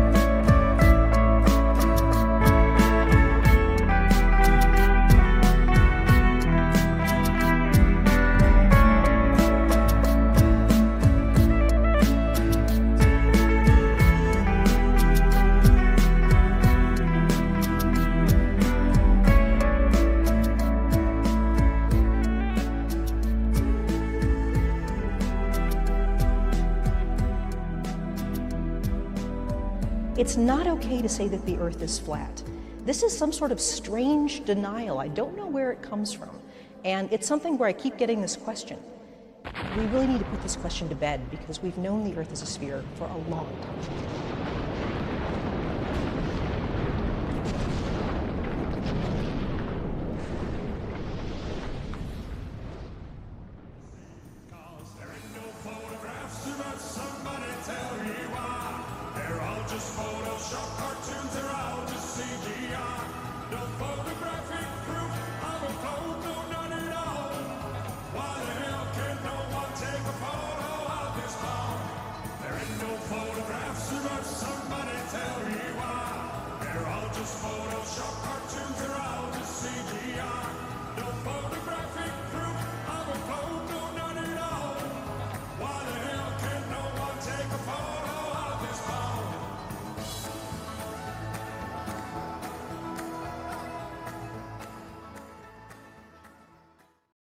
So far, I've shown you some fundamental points where you can begin to understand that you have been lied to by everyone about the most fundamental fact about our Earth, which is its shape and its surroundings. To each point that was shown, we could add dozens of more confirming details and observations. And there are so many more subjects where you actually can see the truth about the shape of our Earth. Just check out these channels and go through the videos. Why is this plane above Iceland? Why is this plane above Iceland from New York to Tashkent? And before anybody comes at me saying, oh, put the line on the globe, New York to Tashkent, still below Iceland. It is still flight pattern below Iceland on a globe? Straight line. It is so ridiculously easy to debunk the globe. Oh, that's why. Here's Iceland. There's New York. Oh, that's why. Completely straight flight on a flat Earth map, guys. Boom, boom. What does circumnavigation prove? We are told that it would be possible to circumnavigate the world by going in a straight line. And this would prove that we're on a globe. And indeed, if we really could travel around the whole Earth by going in a straight line all the time and end up where we started, this would prove that we're on a globe. But nobody ever did this. People who travel around the world zigzag across the continents from harbor to harbor. Nobody keeps going in a straight line. And Fake Flip, YouTuber and oceanographer shows that all ships and aircraft navigate in a way that actually proves that we're not on a globe. Most of his videos are in Portuguese, but this one is in English. At the moment, there is a very interesting expedition going on. It's the circumnavigation of Antarctica. And it's happening right now in real time. Actually, it started 10 days ago. It's already 10 days into the trip. So they have a total of 60 days to accomplish the feat. They are using the Akademik Tryashnikov. Akademik Tryashnikov is a Russian vessel, an icebreaker, and it's under the command of a Brazilian scientist, a Brazilian geologist from the university where I came from in the south of Brazil. They left from here, from Rio Grande. They left from here. They came down south, and then they went east, towards the east. And the boat, just like the aircraft, has a transponder. So the transponder informs all the maneuvers of the boat. He was considering a 20,000 kilometers around Antarctica. He was considering a 20,000 kilometers. Sorry, I don't know in miles. So he was considering coming south, coming south, coming south, going east, but making maneuvers to the right. A maneuver over here should be a maneuver to the right of the boat. You would have to maneuver to the right, to the right, to the right, to the right, to the right. You should have maneuvers to the southeast, like east is 90 degrees. So if you're going here to the east, 90 degrees, and if you want to keep circling, you do have to maneuver to the right. So the maneuvers should be more than 90 degrees, like 100, 115 degrees, something like that. The maneuvers should be to the right, because if you don't maneuver, if you go straight, right, you go to the north in this model. So in this model, if you want to go to the east, let's suppose that you want to go here to the east. If you go straight, straight, you go to the north. You cannot go straight, so you do have to maneuver. You have to maneuver in order to keep around the circle. If you go straight, if you go at 90 degrees east, you end up in the north. So you do have to correct. But the corrections, they were not to the right. The corrections are to the left. All the corrections were to the left. So that accuses that the model, the correct model, is this one here. So all the maneuvers while the boat was cruising here were maneuvers towards the northeast. So all the maneuvers of the rudder of the ship accused maneuvers around 80 degrees. So basically the boat was trying to go 90, but it's impossible to go 90 because if you keep going 90, you come and hit the border. So they have to correct, and the corrections are done at 80 degrees more or less. So the boat kept doing 80 degrees, maneuvers at 80 degrees, several times, because if you don't maneuver to 80 degrees, if you keep going straight at 90 degrees, you hit the wall. So it's very simple, right? The understanding is very simple. The Earth does have this shape, only has one pole, and all maneuvers, even in the south, the maneuvers have to be in relation to the North Pole. So all the maneuvers of the boat, as well as the ship, as the aircraft, have to be to the northeast. So if the boat is going east, all the maneuvers need to be northeast because there is only one North Pole. There is no South Pole. It cannot be a southeast maneuver. The same goes for aircraft. They are basically desperate just trying to keep the globers in the belief of the globe. They're trying to count as a number. Look, I am a glober. This guy is lying. The plane is lying. The transponder is lying. No, the transponder is not lying, and neither am I. The transponder is very clear. All the maneuvers of all physical crafts, can be a boat, or can be an aircraft, or can be the stars as well. All the movements are in relation to the North Pole, even if the movements are in the South, because there is no South Pole, and no one is stupid. People can understand why the movement is to the left. People can understand, and so can they. So can these people claiming to be globers on the internet. They're not globers. No one is stupid. Our journalists, our physicists, our geologists, they are not stupid. If they keep saying that the earth is a ball, it's because they're with the system. They're with the Freemasons, and it's a plague on earth. There is, right now, in live time, there is a boat with Admiral Byrd of the 21st century. There is an Admiral Byrd of the 21st century with a transponder this time, doing a live navigation. And nobody is talking about it. All these flat earthers, and they know it, they are not talking about it. I am the only one talking about it. These people, they're not flat earthers. They're all Freemasons as well, putting more rubbish because you want information. Now that you know it's a flat earth, you want to know about the flat earth. So they're telling you about the flat earth. They're telling you, oh, the flat earth is like this. The moon is a mirror to No, of course not. They should be more honest and say, look, I don't know what the moon is. But no, they put it in your heads that they know it is like that. And there are lands and like rubbish into your heads, you know. But good information about, for example, the circumnavigation, they don't put in your head, you know. They do not put this information in your head, and it's on purpose. And they also follow my channel now, right? Everyone in Brazil knows about it, you know. All the Brazilian flat earthers should be speaking about it. I am the only one. So all the Brazilian flat earthers, who are they? Like, what side are they on? What kind of information do they want to put for their public? They want to put that the moon is a mirror. They want to put that there are lands outside the dome. They want to put that, like, just rubbish. Just rubbish, just new rubbish. Because you don't believe the previous rubbish. You don't believe the rockets anymore. You don't believe the globe anymore.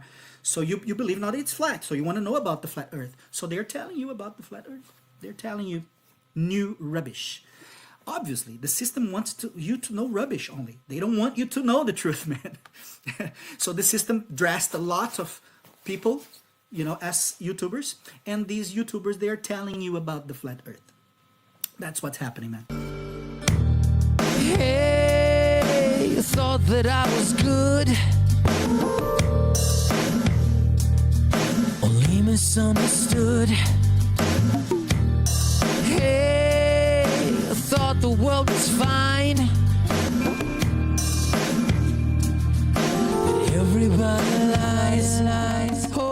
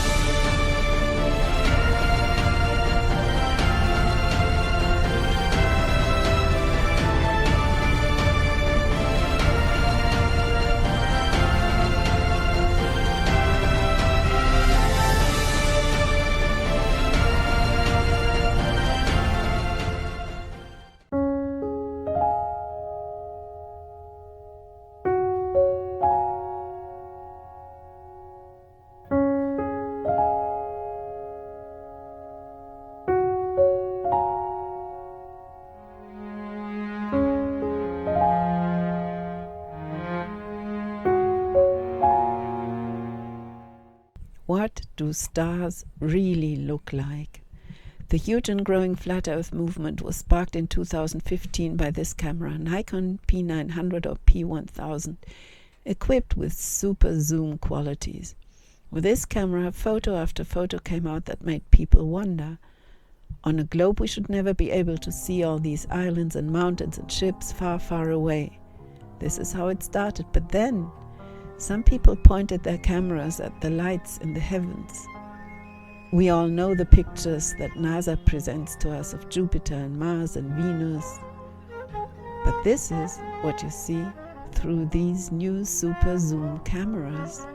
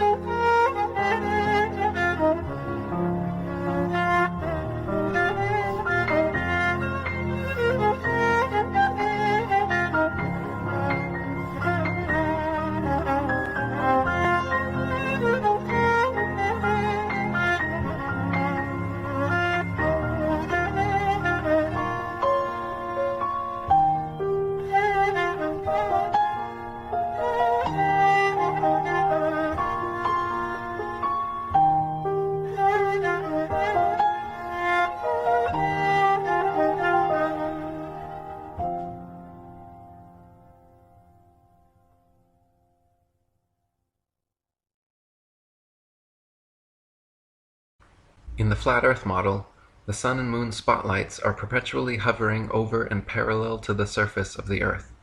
From our vantage point, due to the law of perspective, the day and night luminaries appear to rise up the eastern horizon, curve peaking high overhead, and then sink below the western horizon. They do not escape to the underside of the flat Earth, as one might imagine, but rather rotate concentric clockwise circles around the circumference from tropic to tropic. The appearance of rising, peaking, and setting is due to the common law of perspective, where tall objects appear high overhead when nearby, but at a distance gradually lower towards the vanishing point. A flock of birds, when passing over a flat or marshy country, always appears to descend as it recedes, and if the flock is extensive, the first bird appears lower or nearer to the horizon than the last. The farthest light in a row of lamps appears the lowest, although each one has the same altitude. Bearing these phenomena in mind, it will easily be seen how the sun, although always parallel to the surface of the Earth, must appear to ascend when approaching and descend after leaving the meridian or noonday position. It is an ordinary effect of perspective for an object to appear lower and lower as the observer goes farther and farther away from it. Let anyone try the experiment of looking at a lighthouse, church spire, monument, gas lamp, or other elevated object from a distance of only a few yards, and notice the angle at which it is observed. On going farther away, the angle under which it is seen will diminish, and the object will appear lower and lower as the distance of the observer increases, until, at a certain point, the line of sight to the object and the apparently uprising surface of the Earth upon or over which it stands will converge to the angle which constitutes the vanishing point or the horizon, beyond which it will be invisible.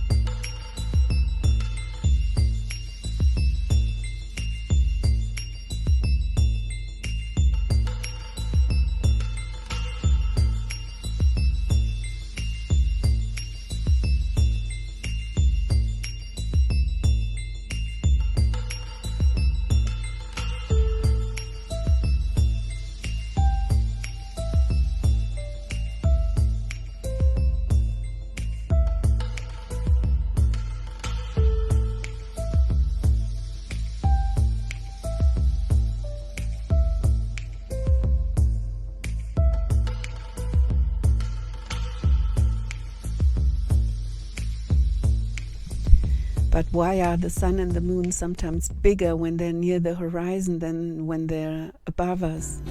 Whenever a light shines through a dense medium, it will appear larger to the observer due to the increased glare.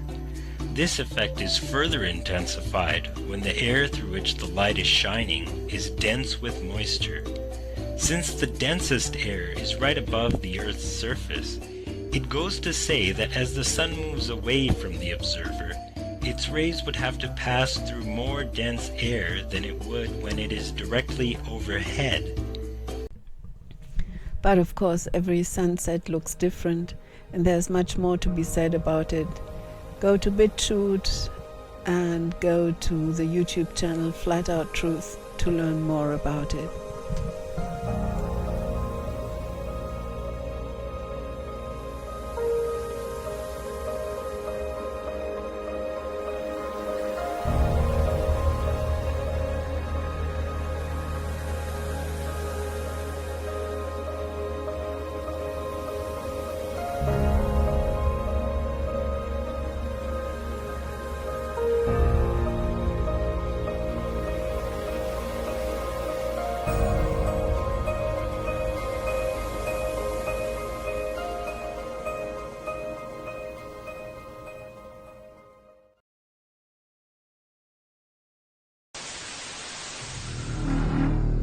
Offering is the truth.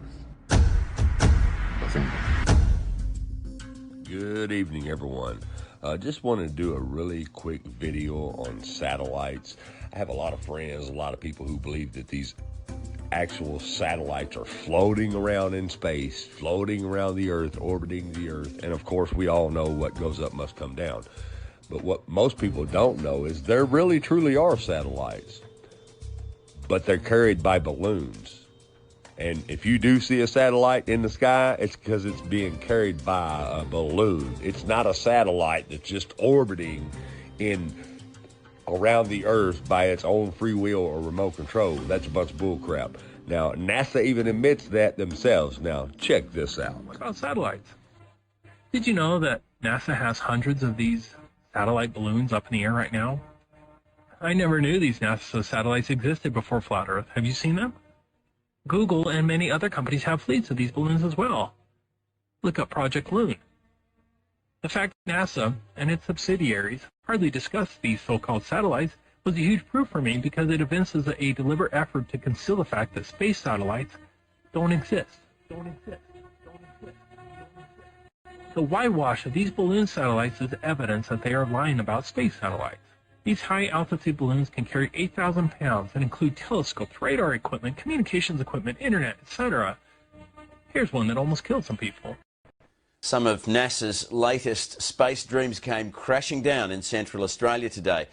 A giant helium balloon packed with expensive scientific instruments lost its moorings in high winds. As Anna Henderson reports, it cut a swathe through an airfield and sent onlookers running for their lives.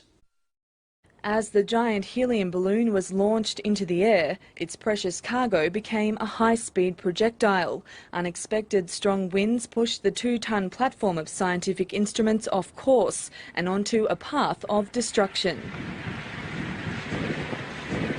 Sci-fi hitting home for a Michigan couple when a satellite crash landed in their backyard, and their reaction? Priceless. Never know what's going to happen. This baby fell out of the sky and landed in our yard.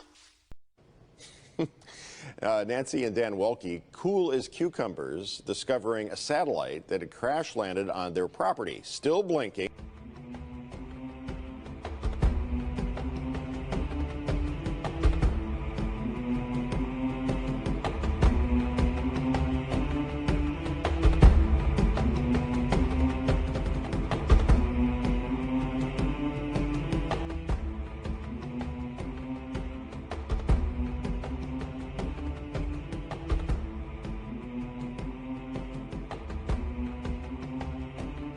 All you got to do is do a little bit of research. These satellites come crashing down all the time in different countries. Here's another one in Brazil. Check it out.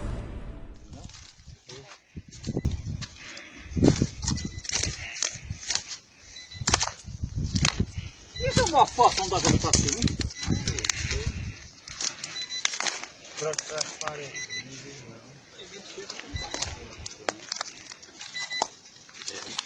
É grande essa porra, viu?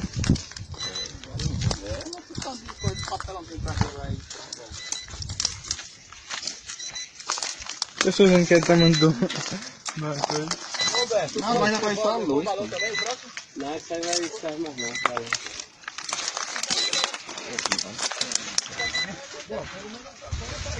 Lona tem muita aí, cara. Lona e lona pra quem quiser aí. Quero só da cor. A conta pra botar no caminhão, ó. Isso aí não tem aqui. Alguém tem uma faca aí na cinta? Vamos ver se nós tira direito aqui. Até falar esse bicho pra lá. Vamos puxar ele pra lá. Quero só a corda. Now, I know some of you Glovers are going to say, oh, but I can see them blinking up in the sky. I can see them blinking up in the sky at night. Yeah, you can see it blinking up in the sky at night. You just can't see the balloon it's tied to because the sky is dark. But check this out right here.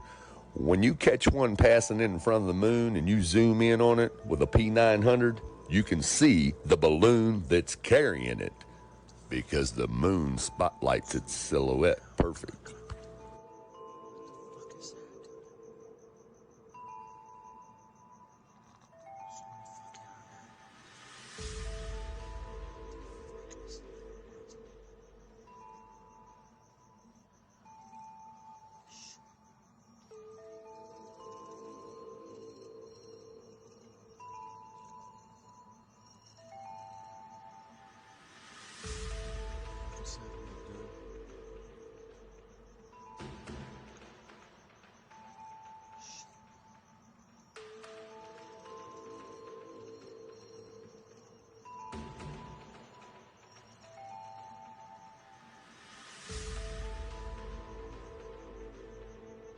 Now, once it passes the light of the moon, like I said, you cannot see the balloon anymore due to the darkness of the sky. Now, if you'll go and Google how many satellites are orbiting the Earth, it's going to tell you about 5,500 active satellites are in orbit in 2022. And here are the images that they give you of all these satellites that are supposedly orbiting the Earth. But yet, when we watch your bullcrap NASA spacewalks, we never see not one single satellite orbiting the so-called globe Earth from these spacewalks.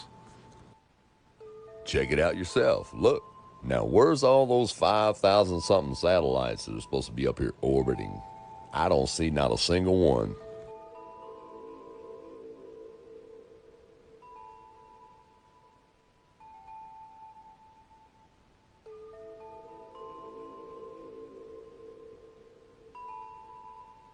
And we have the same thing on the high altitude balloon launches. Take a look here. Where's all these 5,000 something satellites that are supposedly orbiting the Earth? They're not there because there is none. The only satellites are on balloons. You're being lied to, people. It's time to wake up. Everyone, thanks for watching. Have a good night and God bless.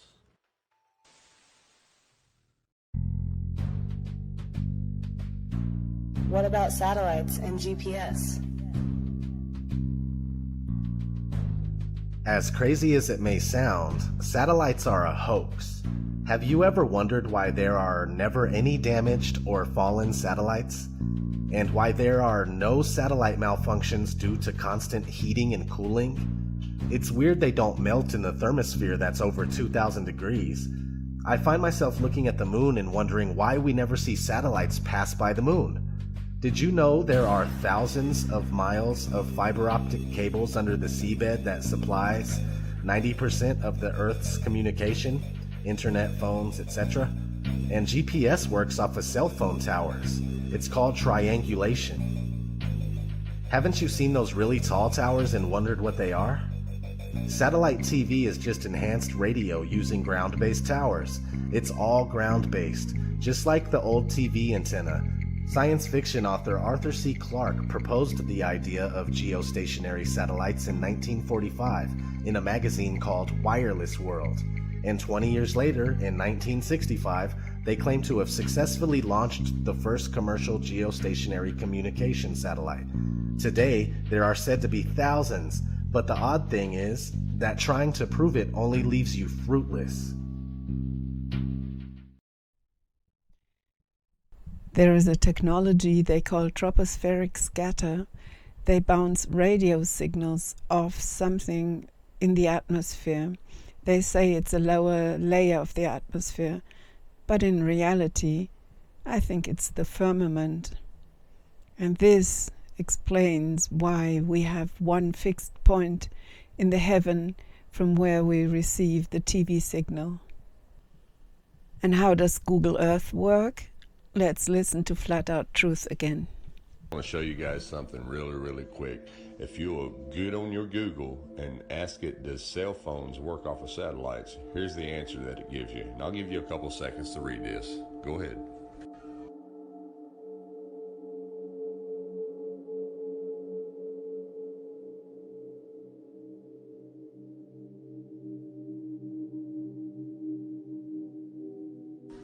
Now, one of the silliest questions I get is, well, how does Google Earth and how does Google Maps work on a flat Earth? Well, it's really simple. It's called data towers. Now, your cell phone works off of data towers. So therefore, if you have GPS, if you have Google Maps, if you have Google Earth on your cell phone, that means it is being transmitted by a data tower, not by a satellite in outer space. It's pretty much common sense. Now, I just had a post on Facebook from a guy asking how does Google Earth Maps work on a flat Earth map. And then you have this, of course, this indoctrinated globe head saying, oh, well, for it to be that all the agencies are in on it, ha. All the agencies are in on it, ha. Well, it's really simple. Now, I want you guys check this out. This is We're just going to go to a random street in Springfield, Illinois. Now I want you to see here that we're looking at a swimming pool in the backyard of a suburb neighborhood. You can see the cars, the driveways, the houses, everything's clear. I mean, just like if you were looking down from, say, a helicopter at this point. Okay, now we can zoom down into the streets and look at the street names and all that, but I don't have the time to do that. I just want to show you guys really quick how this works. Now, here's the thing about it. See how everything looks real and in detail in 3D? Now, let's zoom out. And I'm going to show you really quick how this is done. Now, at some point in time, you've had over years and years and years, you guys remember the Google cars who ran around down the streets? Well, they were filming the streets, the name of the streets, and all the footage that you see from the 3D ground level. Well, at the same time, you had planes with Google cameras in them videoing what things look like from a certain altitude in the sky. Now, and as you can see here, anybody who's been on a plane knows that this is what it would look like. And you see how that's in real detail, just like it would look from an airplane. Now, keep in mind that this has been filmed from a plane at this point, at this height, and from ground level from cars. You guys remember the cars running around with the little Google cameras on them years ago when they were preparing to make this app. Now, when they were preparing to make GPS. So now let's zoom out. Now, here's where things get funny. Anybody notice anything different? Nothing looks 3D. Nothing looks detailed. Now let's zoom on out here. Now, guess what?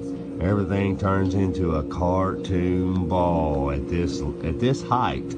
Then here we are way out in outer space. We have a cartoon ball with no stars, no detail at all, just a cartoon ball. And that's what you will see until you punch an address in and zoom back down to the level at where planes fly. And that's where the planes flew and videoed the footage that they videoed. And that's why everything looks real at that point. But like I said, once you get back up at this height, it's all a cartoon ball. So this, you know, the indoctrinated guy who his answer was, oh, well, oh, of course, all these agencies are in on the conspiracy, ha, ha, ha. No, only one agency can give you this view, and they can't even give you a real view. That's why it's a cartoon ball, because this is a NASA view. If there are real satellites that take real video, live image, well, guess what? You should see that live image when you zoom out this far. Now, anybody can go on Google Earth right now with your phone. Just do what I'm asking you. Now, Google your address and see what's in the driveway, see what's in the backyard, and I guarantee you the vision that it shows you is several years old, because they filmed it back when they were making the GPS and the Google Earth app. Nothing is being filmed from a satellite live anywhere at any time. That's why when it gets up at this height, it's a cartoon ball, people.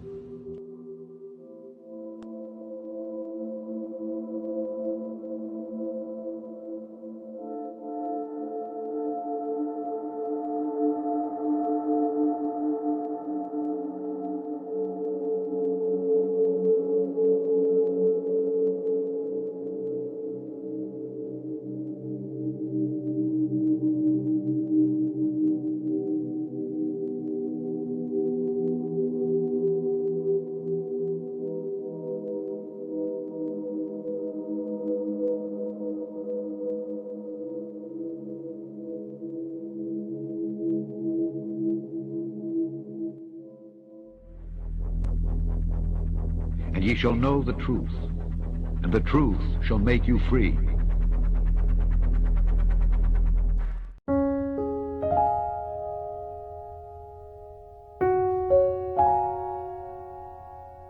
Point in the future, we're going to look back and say, how did we do it without space?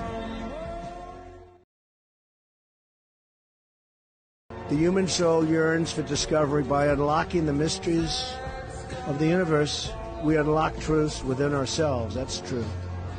Our journey into space will not only make us stronger and more prosperous, but will unite us behind grand ambitions and bring us all closer together. Wouldn't that be nice? Can you believe that space is going to do that? I thought politics would do that. Well, we'll have to rely on space instead. Thank you so much. We love you. We love you. Bring us back safe. We're so grateful. We're counting on you. We're counting on you. We believe in you too. Thank you for helping us heal. 3, 2, 1. Take it up space!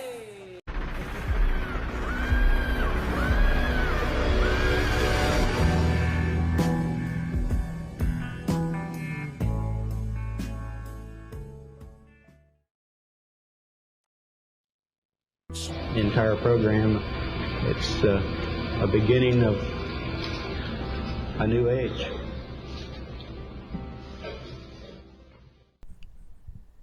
So why are they lying?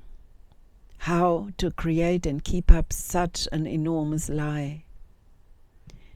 Well, in the beginning God created the heavens and the earth. We are special to Him. But they are telling you you're not special. Earth is nothing. You are nothing. Satan hates God. Satan hates us. He wants to steal our souls and our earth from God. He wants to keep us from coming back to God. This is why. There is no other motive. There is no other explanation. Satan blinds the whole world and rewards the liars. He is the mastermind behind this. But this is not bad news, it's good news. It's the best news you ever heard. God created our world. He talks to us, He loves us. He became man and came down from heaven to earth as Jesus Christ. Every word of the Bible is true. And this is the only explanation that leaves any hope for mankind, because Jesus Christ is king. Satan is a defeated foe. It's only a matter of time. Jesus is coming back, and He's coming back soon. The reason why I put this video together is that I need to warn you. It's my duty. Jesus saved me. He is healing me when no man could help me. He is leading me into truth and eternal life. And Jesus is coming back very soon. He will take His faithful believers off earth. It's called the rapture. Then the final catastrophe comes over earth. And Satan needs you to believe in space now more than ever, because they will need to explain the rapture to the world. They will say aliens from space took all these people. Some might also say it was a new kind of AI that took us. But it was Jesus. Those who disappeared will be in heaven, waiting to come back to earth after judgment is over. Yes, the whole earth will be judged. Satan will be allowed absolute reign through the Antichrist. Some of it might even be called Christianity, but it will have nothing to do with the real Jesus Christ. And God will pour out His wrath, because mankind did not accept Jesus Christ.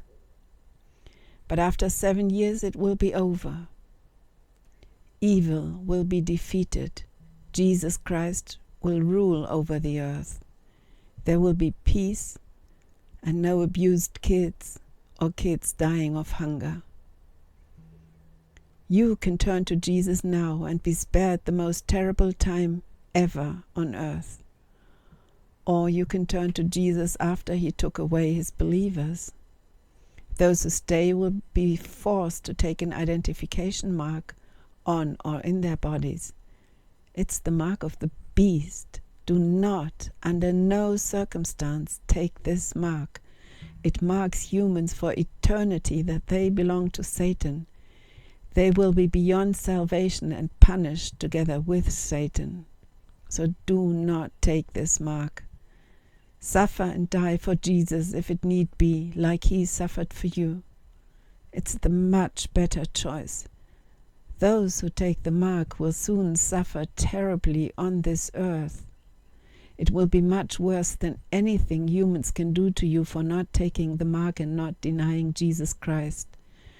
And they will also suffer in eternity. So I pray for you who watches this. May God bless you, and may you be saved in the name of Jesus Christ. Amen. Hello, flat earthers, my new friends. I've come to talk about the end.